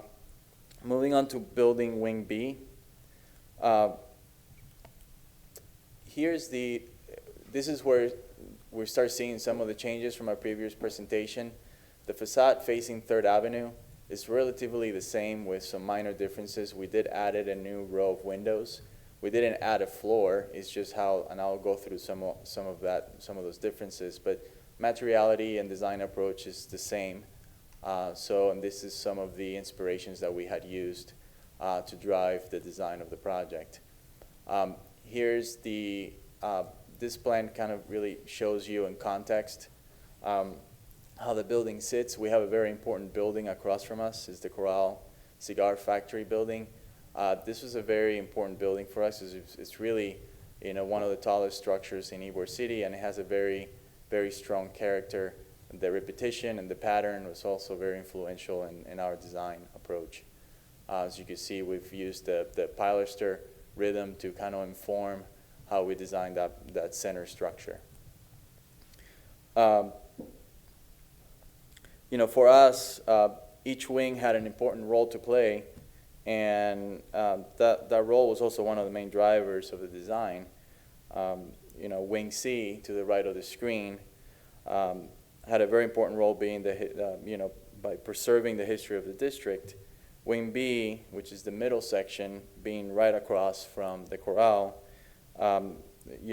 really needed to create a symbiotic relationship with that very important building. And Wing A, which is kind of surrounded and being kind of in itself and in the corner, really carried the role of anchoring the development as a whole. So here's the elevation of the overall, and we're going to be talking about the middle section, which is highlighted here. This is a side-by-side comparison of what was presented before, which is the elevation below, and what we're presenting today. As you can see, the difference between the two today is that the first floor were loft, two-story loft units with 2 floors above, which are the section with the brick and the kind of the repetitive window pattern. The 5th floor was slightly set back to break up the mass of the building at that center of the block. So you can see the proposed design today. We've converted the loft units, the 2-story loft units, we've made them into single-story units, and we've added a true 2nd floor, mainly because of how the adjacent structure was being developed. So, but the window pattern is the same, with the exception also that the windows themselves have grown to allow for more natural light into the space. But the brick fenestration size is exactly the same as it was presented before. Materiality also is exactly the same. You can see on the right the rendering side-by-side comparison of the 2 renderings there. Now, our strategy, building Wing B, which is the connecting point to the historic structure on the site, we've used a strategy that's been used all over the country in historic districts, where we are connecting the buildings with a corridor that's slightly set back. The building is also offset from the building roughly 4 feet to create kind of the illusion of 2 uniquely separate structures, even though they're connected at the rear. Here's a more detailed view at the front facade. Again, the first floor is still taller floors, 14 feet to the ceiling of that first floor, so it's a higher, still remains, and so the approach is still the same, it's just not as high as it was before. I think it was something about 22 feet or something like that. And you can see how at the top we're still recessing that 5th floor, again, to break up that mass.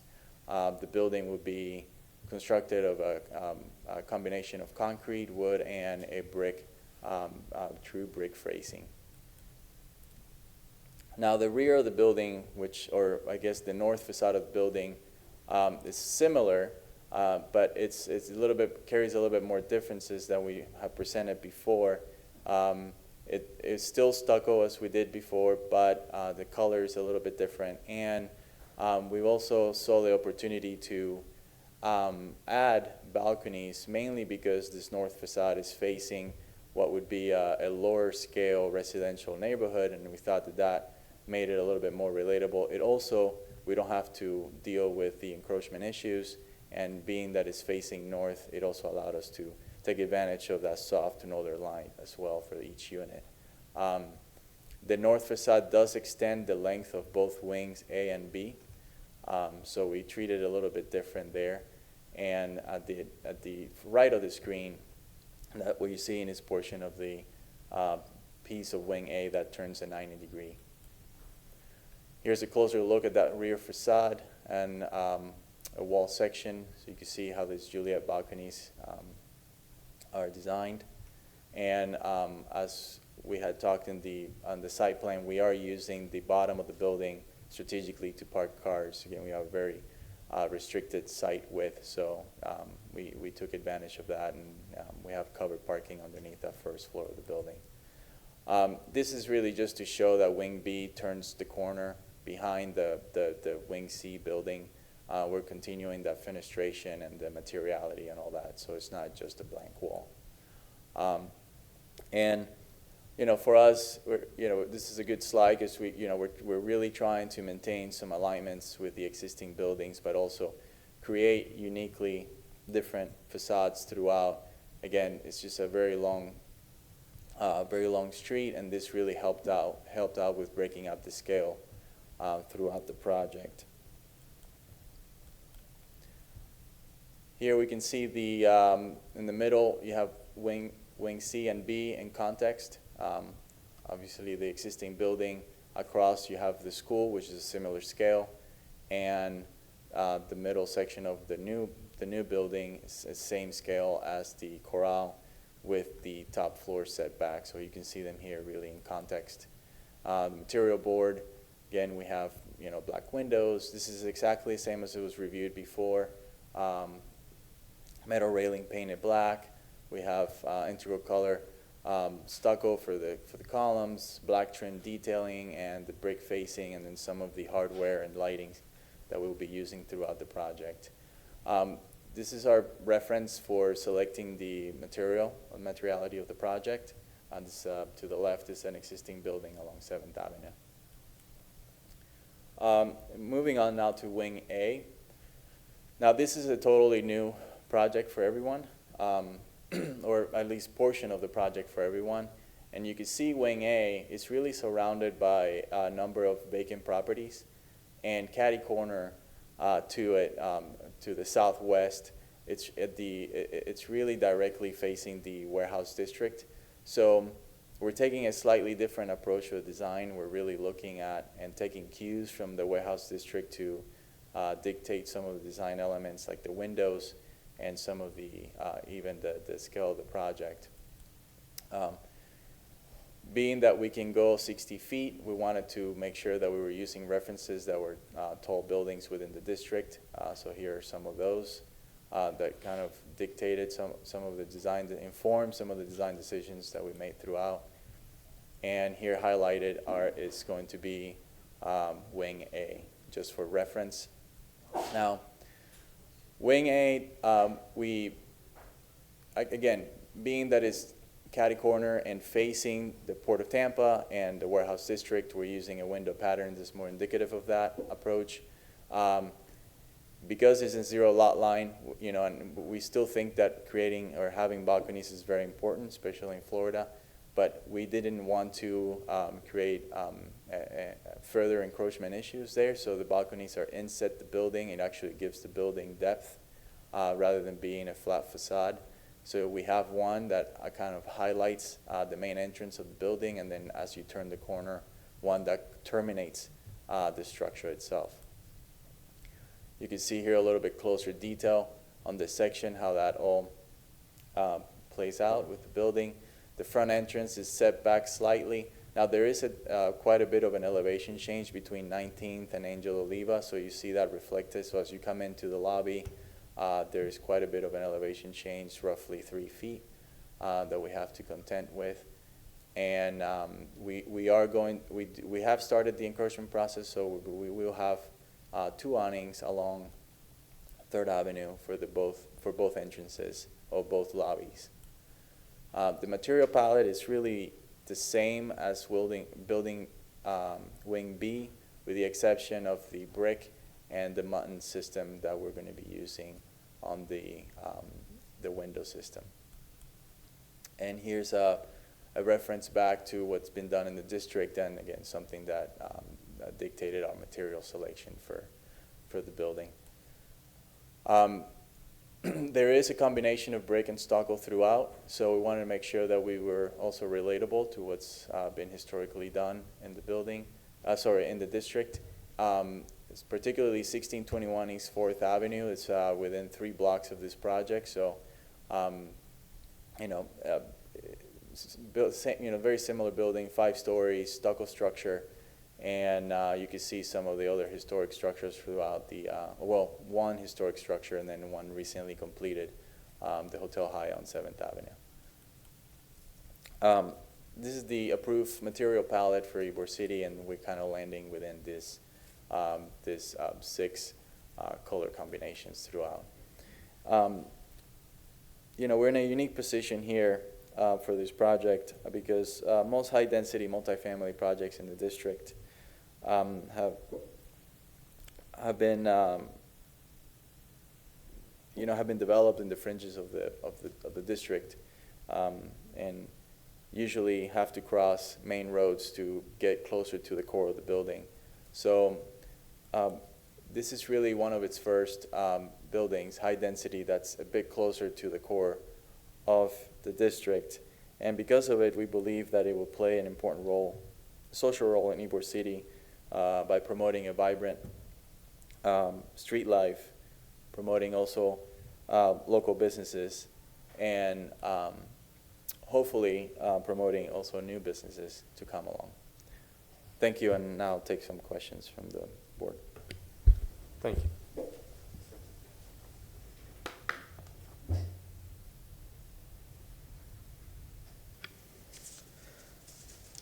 Good morning, Commissioners. Ron Avila, I'm staff with Historic Preservation. Moving to the staff report section, the staff finds this application is consistent with the Ybor City Design Guidelines. Initially, when we worked on the first project, we focused on the scale and massing, and then with the incorporation of the additional land, we continued that conversation. So in breaking the building massing vertical and horizontally to meet our criteria was achieved as presented this morning. Under conditions on your staff report on page 4 and page 5, the agent was working on the final solution for solid waste. If he could address that a little bit more thoroughly once we get into question and answers. He did address that there was an encroachment on the historic building that has already been discussed, but if there's any additional encroachments, that process should take place immediately. It's a long process. To discuss the surface parking lots, the site issues are more of a pedestrian experience, and on the staff report, we talked about the surround around the parking areas, the fencing, the lighting, to talk about or touch upon the scoring and some of the hardscape that's associated in those areas.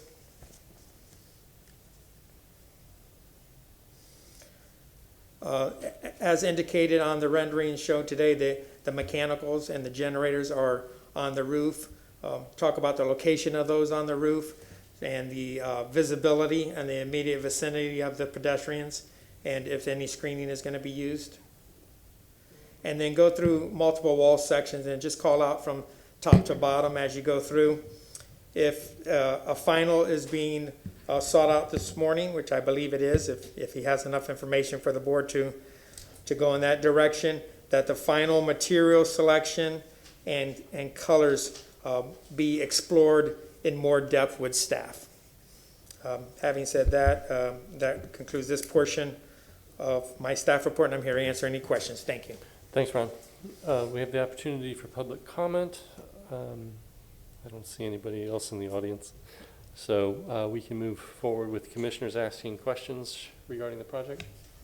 Yes, thank you for the presentation, very thorough. I believe you talked about, I can't remember, they were mentioned as lots 1, 2, 3, or A, B, and C, but the third lot, that's the warehouse for the use for parking. Is that warehouse just staying as is and just going to be the inside used for parking, or what's the? Yeah, correct. The intent for that is the warehouse would be, renovated, but we're not going to change it. We maybe update the doors and everything, but yeah, the warehouse will stay. We're not demoing that. Okay, great. And then could you bring up, I think one of the things we're kind of interested is maybe a site plan and just talk about like the hardscaping or like the hardscaping around the building and talking about maybe any of the scoring patterns for any paving and that kind of stuff. Actually, let's bring that up on the.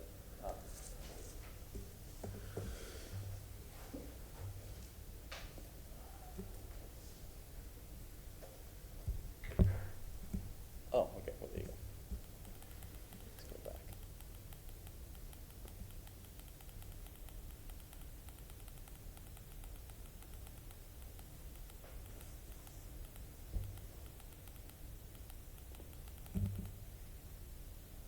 This sheet? Or one more? Let's see. This one? Yeah, okay, we can talk of this one, and can we maybe just go from, maybe starting at like maybe the southeast side and just kind of going around the building, just talking about like the streetscape and sort of the landscaping. I know you kind of had pointed out some of the plants and stuff around the parking, I think more towards like the northwest corner. But maybe sort of where on, yeah, towards the main facade of the building and talking about sort of any of the hardscapes there.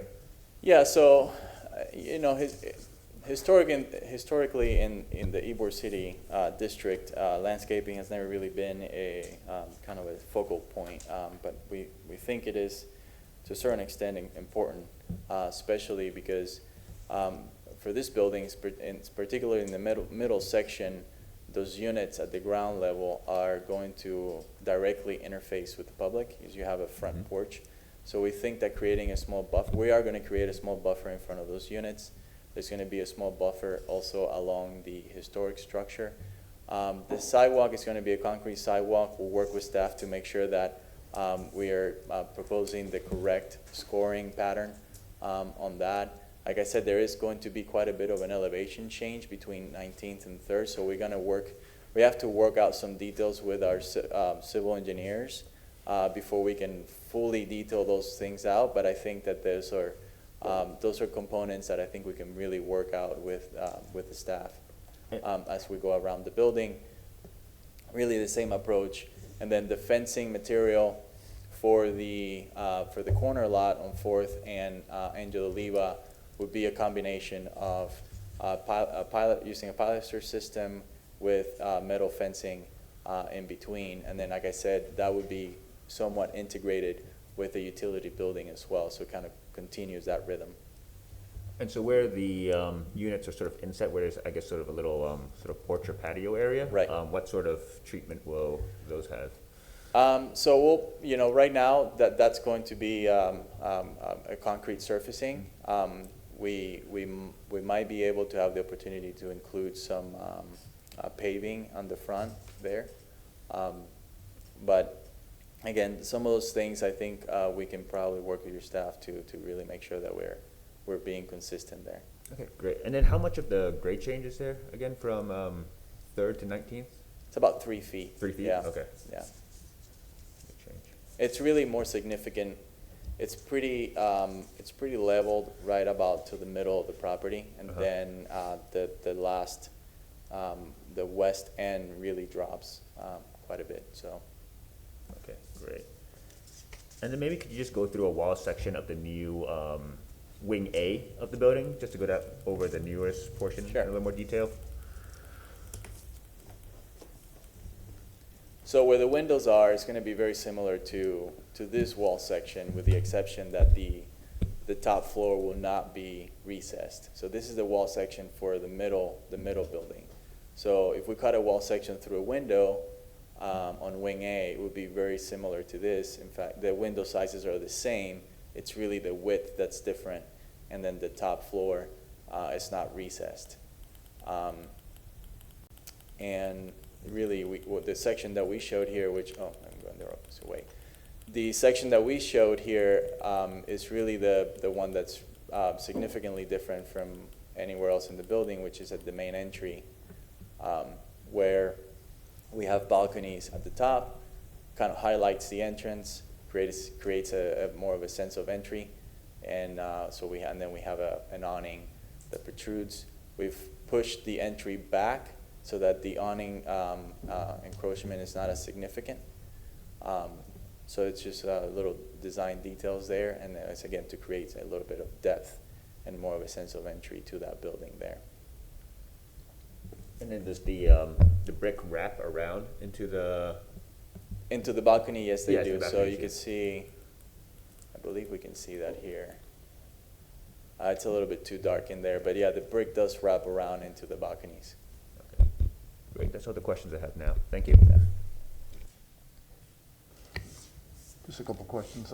This is a great presentation, pretty thorough, pretty complete. And I commend you on the restoration of the contributing structure. I think I might have heard wrong, but the generators are going to be on the roof? Right now, we have no generators. Oh, you have it's no just generators. It's just the condensing units and vents, and all the mechanical equipment will be in the roof. Okay, and Yeah. what's the utility building for? I'm sorry? The utility building? The utility building is for waste management. Yeah, okay. Being that we have an increased density, we ran into some issues with transportation. Originally, we had, on the previous presentation a year ago, we were accessing the site through 3rd Avenue. In fact, if we can bring back that PowerPoint back up.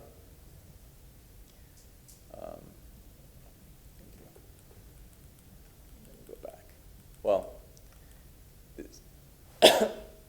before, when it was only the middle structure, excuse me, I need some water.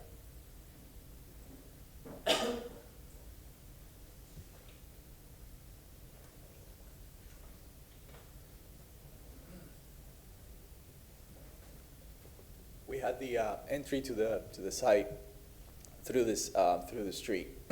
As we added the last lot, we had the entry through 4th, but meaning that Fourth is a main corridor, we had some issues with the driveway and distance from Angel Oliva, so we had to switch the driveway back to the Angel Oliva site. So that created some issues with the location of the solid waste enclosure. So we worked through with transportation, and that was the location that we had come up with as the best location for the trash bins. And it could serve as a utility building for service and servicing the maintenance and all of those things as well. Okay, thank you. No more Yeah. questions.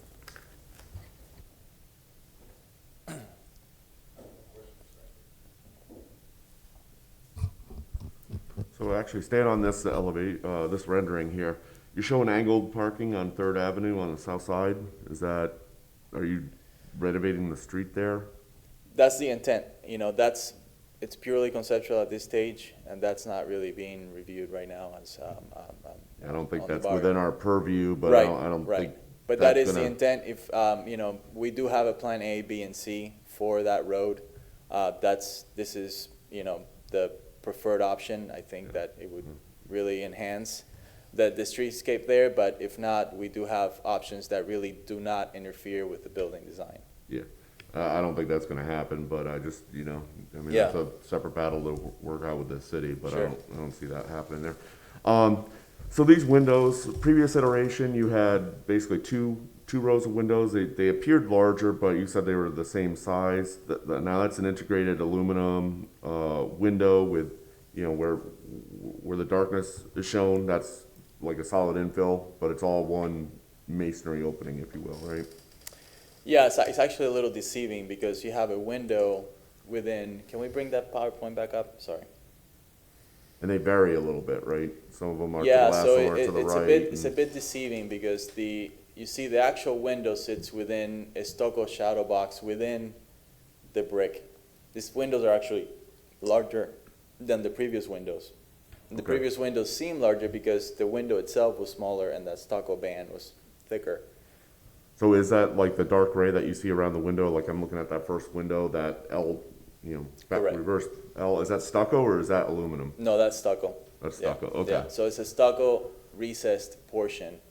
And then obviously because it's being a true brick facing, it stands proud of that face. Okay. And that cornice that goes along the first floor, is that like a metal coping there? Is that aluminum? So or is that because the first floor is a concrete podium, that's portion of that would be a concrete detail throughout that would be painted. okay? All three step backs there, or is it some of Correct. it's stuck? Yeah, correct. And that's a roughly 2 feet, 2 feet thick. Okay. You show one elevation there comparing this elevation of B, which is compared to the Corral building and the spacing. Oh. I don't know if you want to bring that back up. And I know I'm trying to get caught up because, I saw there's minor revisions to building number B.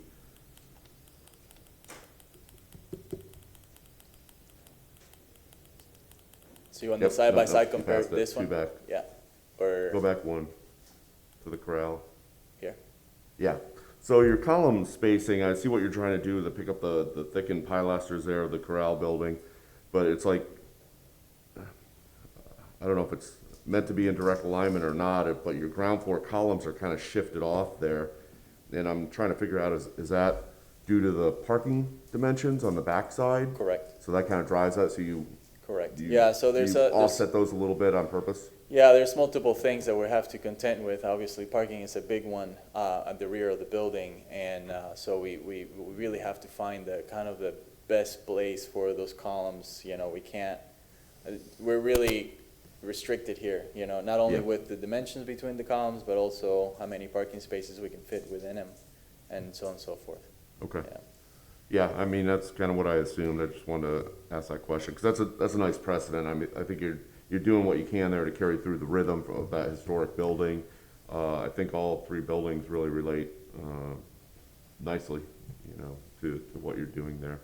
The mechanical building, you said it's more for like solid waste storage. It Yeah, looks like you have one overhead door that's going in Correct. there, is like a coiling overhead door? Correct. Okay, and then you've got some greenscape to do the other 2 units. Was that previously approved in your No, flyer? that one's new. That's Okay. new, yeah. Okay, and lot 3, we talked about that warehouse building, that you're gonna make some interior renovations to park there. We didn't see any elevations of changes. You said you may update the door there or some facade. The intent is not to improvement? change that warehouse. You know, if we have to update the door, it'll be the same approach, same design Okay. approach. And what for is it, what is building. that door? It's a coiling roll-up door. Okay, yeah. so powered? Right now, it's not, it's mechanical, but it will be it would have to be powered, Okay. yes, yeah. It'll be a secure building, secure parking, yeah. Okay. And I really like the change that you made to Wing B by adding that 3rd row of windows. I think that really speaks more to the rhythm of the corral and Yeah. the adjacent building, and I look forward to having this project there. Thank know, you. so, nice work. That's all I have. I have no questions. Thank you for a thorough presentation. I'd like to ask you a couple more questions. Can you bring up, just picking up on that solid waste portion, can you bring that up so we can just check on that again? Because we went by it real quick in terms of what that is, because I didn't pick up on the or was that is there a coiling door on that one? Yeah, there's a coiling. Can we bring the PowerPoint up again? Not sure if, No, they'll switch, there it is. okay, cool.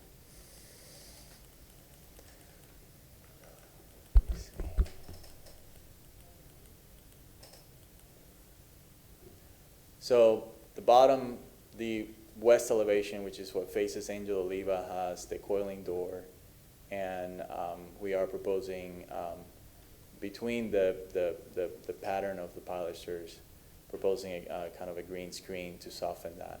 On the top one, the east elevation, which faces the parking, that's our parking lot. We're still carrying that green screen around. And on the north elevation, which actually faces 4th Avenue, again, we have the green screen there again, but they will also have some trees and stuff in front of that, again, to block Okay. it from the street. And it is in line with the fencing as well, so we kind of continue that rhythm of the balusters throughout. Understood. And if you can show the north elevation of the project, I have a question about.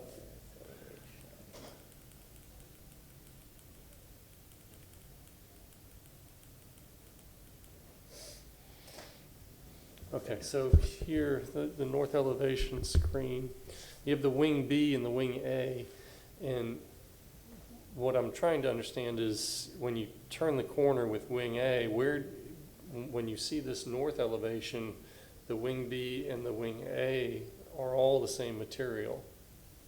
So if we can bring the PowerPoint back up, I think a better slide would be the rendering showing that west facade.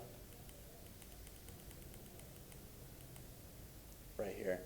So that portion you see on the elevation that's really carries through, that's the same, that's kind of recessed back, that's kind of tucked away in the building, and you don't really see that facade unless you're standing on 4th and really only from the 3rd floor up. So we didn't see, I guess I'm not, I don't know if I'm answering your question or not, but that's the building, wing A, turns the corner, is still the brick, and then it's being capped by the volume that has the balconies with the gray stucco features, and then it turns the corner again into the site on that area where they have the balconies. And what does the interior courtyard look like? I'm trying to determine and understand where the materiality in building A changes, because it's taking on a little bit of building B. Yeah, so here this is the east. So as the building turns around from the west, north, and then east, so you still have some of that that grayish stucco. Then we bring the brick back up, and this is where the where the second means of egress, the stair is, which are typically kind of a solid volume, so we added the brick there to give it a little more interest. And then we end at what would be, I guess, the light beige north facade with all the balconies. And that color is really meant to be similar color to what would be at the historic structure, which is a lighter beige color. So there's a reference back to that building. Okay, so that interior corner, though, the building B facade just comes into that interior corner, right? Correct. Yeah.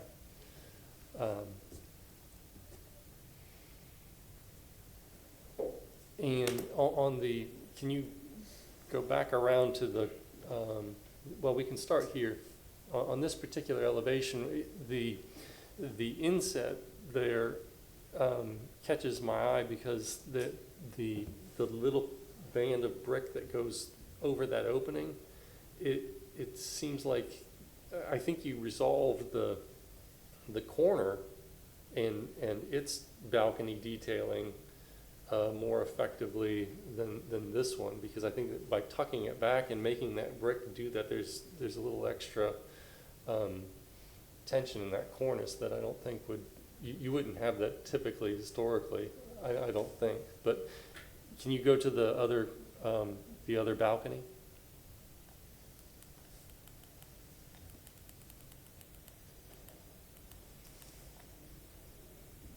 Yeah, so on the west elevation, you've kind of distinguished, the balcony from the masonry, and there could be a potential there to change how that front works too, to where you break that cornice, or pull that other unit out. I'm not sure what the solution is there, but it looks kind of tenuous across that front, in my mind. But that's the south elevation there. I wanted to see how that worked. Let's see the cornice. And are there any stair towers that go up and above the 5th floor? Yes, there's 2 of them. We can go back here. You can see one of them peeking through kind of at the middle where the existing meets the new, peeking through at the back, at the rear. So it's not a full story. It's just, it just protrudes just enough. Okay, so we don't have a whole other story. No. Occasionally for some penthouses up Correct. there. Yeah. Okay. Those are my questions. I appreciate it. Thank you. You have a little bit of time, 5 minutes, to discuss or rebut anything that you've heard. No, I think you have some, just really your comment about the entrance and the brick at the top. We explored multiple options there. We broke, we kind of stopped the corners at the top, and try to make that seem more as its own volume. That it really kind of made the building look a little strange. When we did that, we've eliminated that small brick banding that you referred to as well. And then that kind of looked a little strange. So we've looked at different options. I think that there's a little bit of room for improvement there, and we'll definitely be looking at that. We just wanted to let you know we did explore quite a bit of options on this, particularly on that entrance. Understood. Thank you. Thank you. So we'll close the public hearing and discuss the case. I think this will be a great project. I think the revisions and the addition are very much in spirit and in line with the previous approval that we gave, and so it will be great. I think it's a great project. Good job.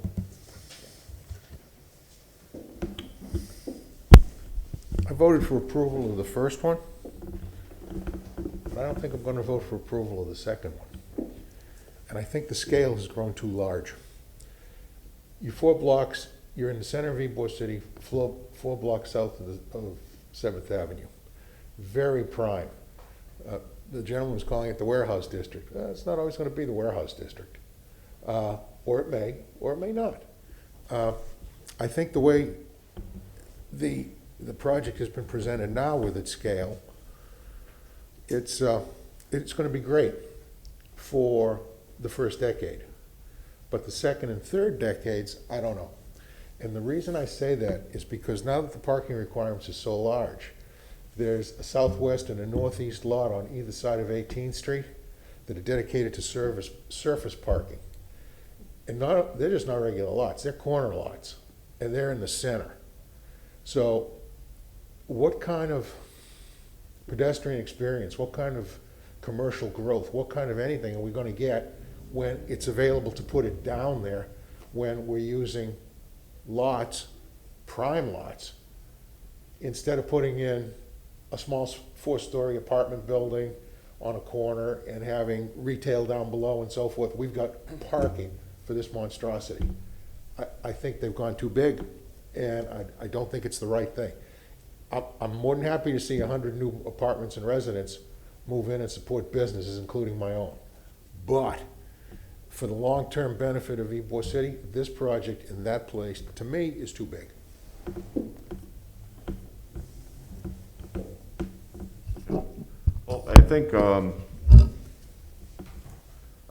you know, I think if we look at this, and, I mean, there's really 6 parts to this, and some of it we have action on, some of we don't.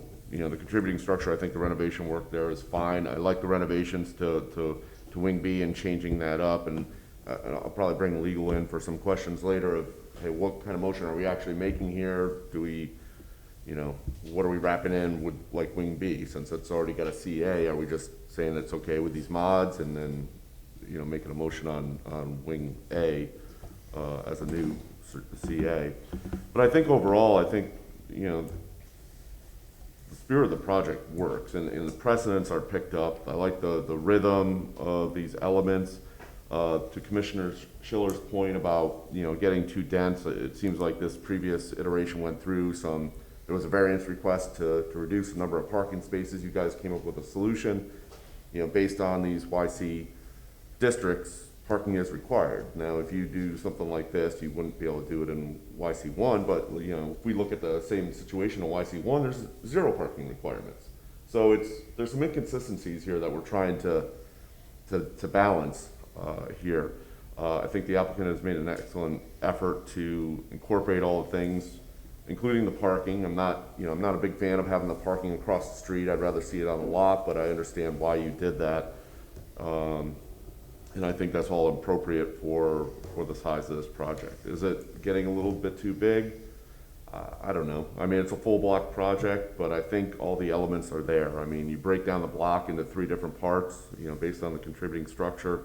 The rhythm works well, the height works well. You're certainly within your means of what you've done here. You've made good moves with recessing the windows and creating the brick relief. You created a nice plinth and a nice rhythm to the project. I like the project. I think it's very solid, and I think there's a lot of nice setbacks to try to break up that extended length of the block through setting back a walkable pedestrian, you know, alcove, if you will, on the first floor there, setting back the 5th level of apartments. And I think the elements that you picked up on within this building are evident in the district. So I have no issues with the project. You know, the parking isn't a great situation, but I understand it as a solution to the design problem that we have here. Yeah, that's all I have for now. Okay, thank you. I share a lot of the sentiments that are being expressed. I think the project is nicely scaled, nicely proportioned, well thought out. I do think it's a large project. It's my understanding that the parking that you have on these corner lots, as well as inboard and remote, are all controlled by the owner. So in the case that, you know, this project, you know, necessitates or makes other projects near it on these lots possible or desirable, there's a market-based incentive for them to figure out where that parking goes. in order to relocate it. It's part of the project. We're not asking for any variances here in what's being presented, just an overall CA for the project and its parking arrangements. So I think that, I think that the property and its value will sort itself out over those 20 or 30 years, and the parking will, probably move to adjust maybe into a future lot of some development or some kind of parking structure. But I think the market will sort that portion out.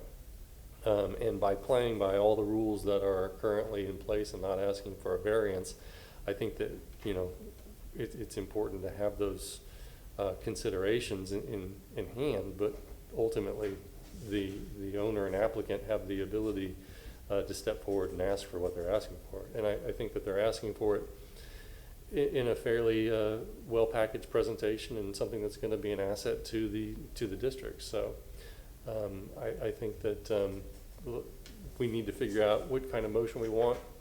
Is there anything we want to see again? Is there anything that we want to condition to give staff the kind of the bullet points that we're interested in, so that when it is constructed, we're happy with the outcome. So I'll leave it to somebody to make a motion to figure out how do we turn this project over in terms of developing a motion at least. Kamaria Pettis-Mackel from the City Attorney's Office. Just for clarification purposes, this is a request for a certificate of appropriateness for the 5-story residential building and site improvements. So it'll include what he's, the little modifications that he improved, or suggestions. And Mr. Vila, do you wanna reiterate? Yeah, to elaborate on what Kamaria was leading towards, is when we first reviewed this project, there was substantial changes to the approval that was already granted. So instead of taking that upon administratively and just looking at the additional footprint, we thought it was important to come back to the board in totality to look at the complete project. So you're looking at the rehabilitation to the historic building for all the new construction. The prior approval doesn't fit into this request. So look at it as all new moving forward, and then the parking elements that are associated with it. Does that answer your question? Yes. Okay.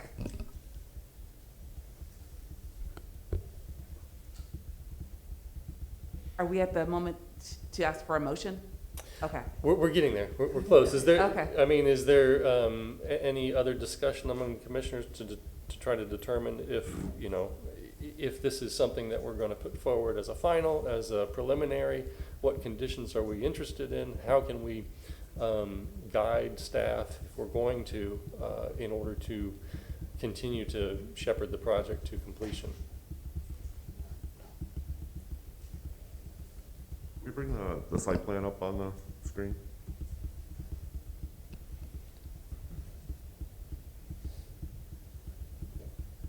Can we please bring the PowerPoint back up? I think that he sees that. It's already up. It's already up. You just have to start. Oh, I just have to yeah. start. Oh, Yeah. okay.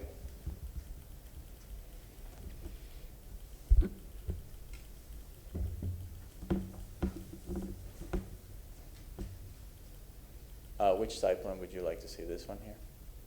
That's fine. Okay.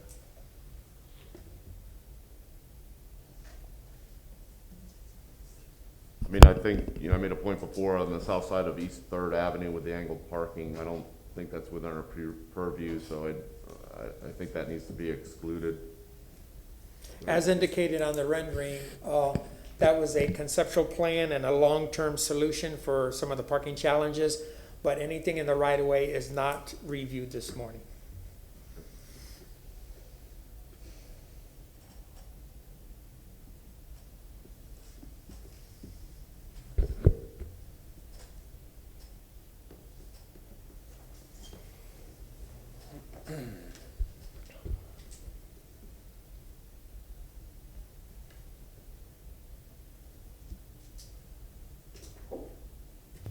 Am I missing the boat? No, just No, everybody's trying to. No, trying to I mean, make sure we Because got to you know, I include guess everything. that is, a potential indicator of a thorough presentation, if we're trying know. to, we're trying to, make sure that nothing gets by and that we don't have a record of it, at least in the public hearing or in what you presented. There's a lot that is deferred to staff in terms of finishes, and you've presented those colors, you presented those. So if there's any other concerns that we have, we need to condition those appropriately, or make a motion just to move it forward with some sort of CA motion. Yeah, I mean, I think the presentation in general is, thorough and addresses all our concerns. We didn't, specifically talk about Lot 2, but per my notes, there's no changes to that. So I think, and as, Camila and Ron talked about, this is all a holistic totality. This is the new CA that will govern the whole project for all three parts of the building and 3 parking lots. So, I think, I think specifically I'd want the south side of East 3rd excluded with the angled parking there, but that's not really in our purview. Any renovations to Lot 3 to that building obviously need to come back before the BLC. I don't have any other specific conditions besides those. I mean, for Lot 3, if they're just talking about changing out the doors, I'm comfortable with, having staff see that and say, yes, that's a good door or not. I mean, I would imagine they're gonna devote as little capital to that as possible to get the parking there that you need, and then, look for opportunities, in the site and other amenities to, spend some of that money. All right, I'll go ahead and make a motion then. So for a final approval with conditions, move to grant certificate of appropriateness for the drawings and documents presented at this public hearing in BLC 21-62 for the property located at 1402 North 19th Street, with the following conditions: that the applicant work with staff to finalize any hardscape scoring around the building, along with planting selections. They work with staff with any for the final color selections around the building, and they work with staff to if there are any changes to the warehouse that it will be used for parking, if there are any exterior changes to that building. Are there any other conditions that we wanted to add to that motion? No? Okay, because based upon the finding of fact, and the proposed project is consistent with the Ybor City guidelines in the city of Tampa, and for the following reasons: that it meets the design criteria for new construction and additions, for exterior rehabilitations, and the Secretary of Interior standards for rehabilitation. We have a motion with conditions. Need a second. Second. We have a motion with conditions and a second. Is the applicant aware of and agreeing to the conditions that are established with this motion? I do. Okay. All in favor of the motion and its conditions? Aye. Aye. Any opposed? Thank We're you. done. Thank you. Thank you. for your time this morning.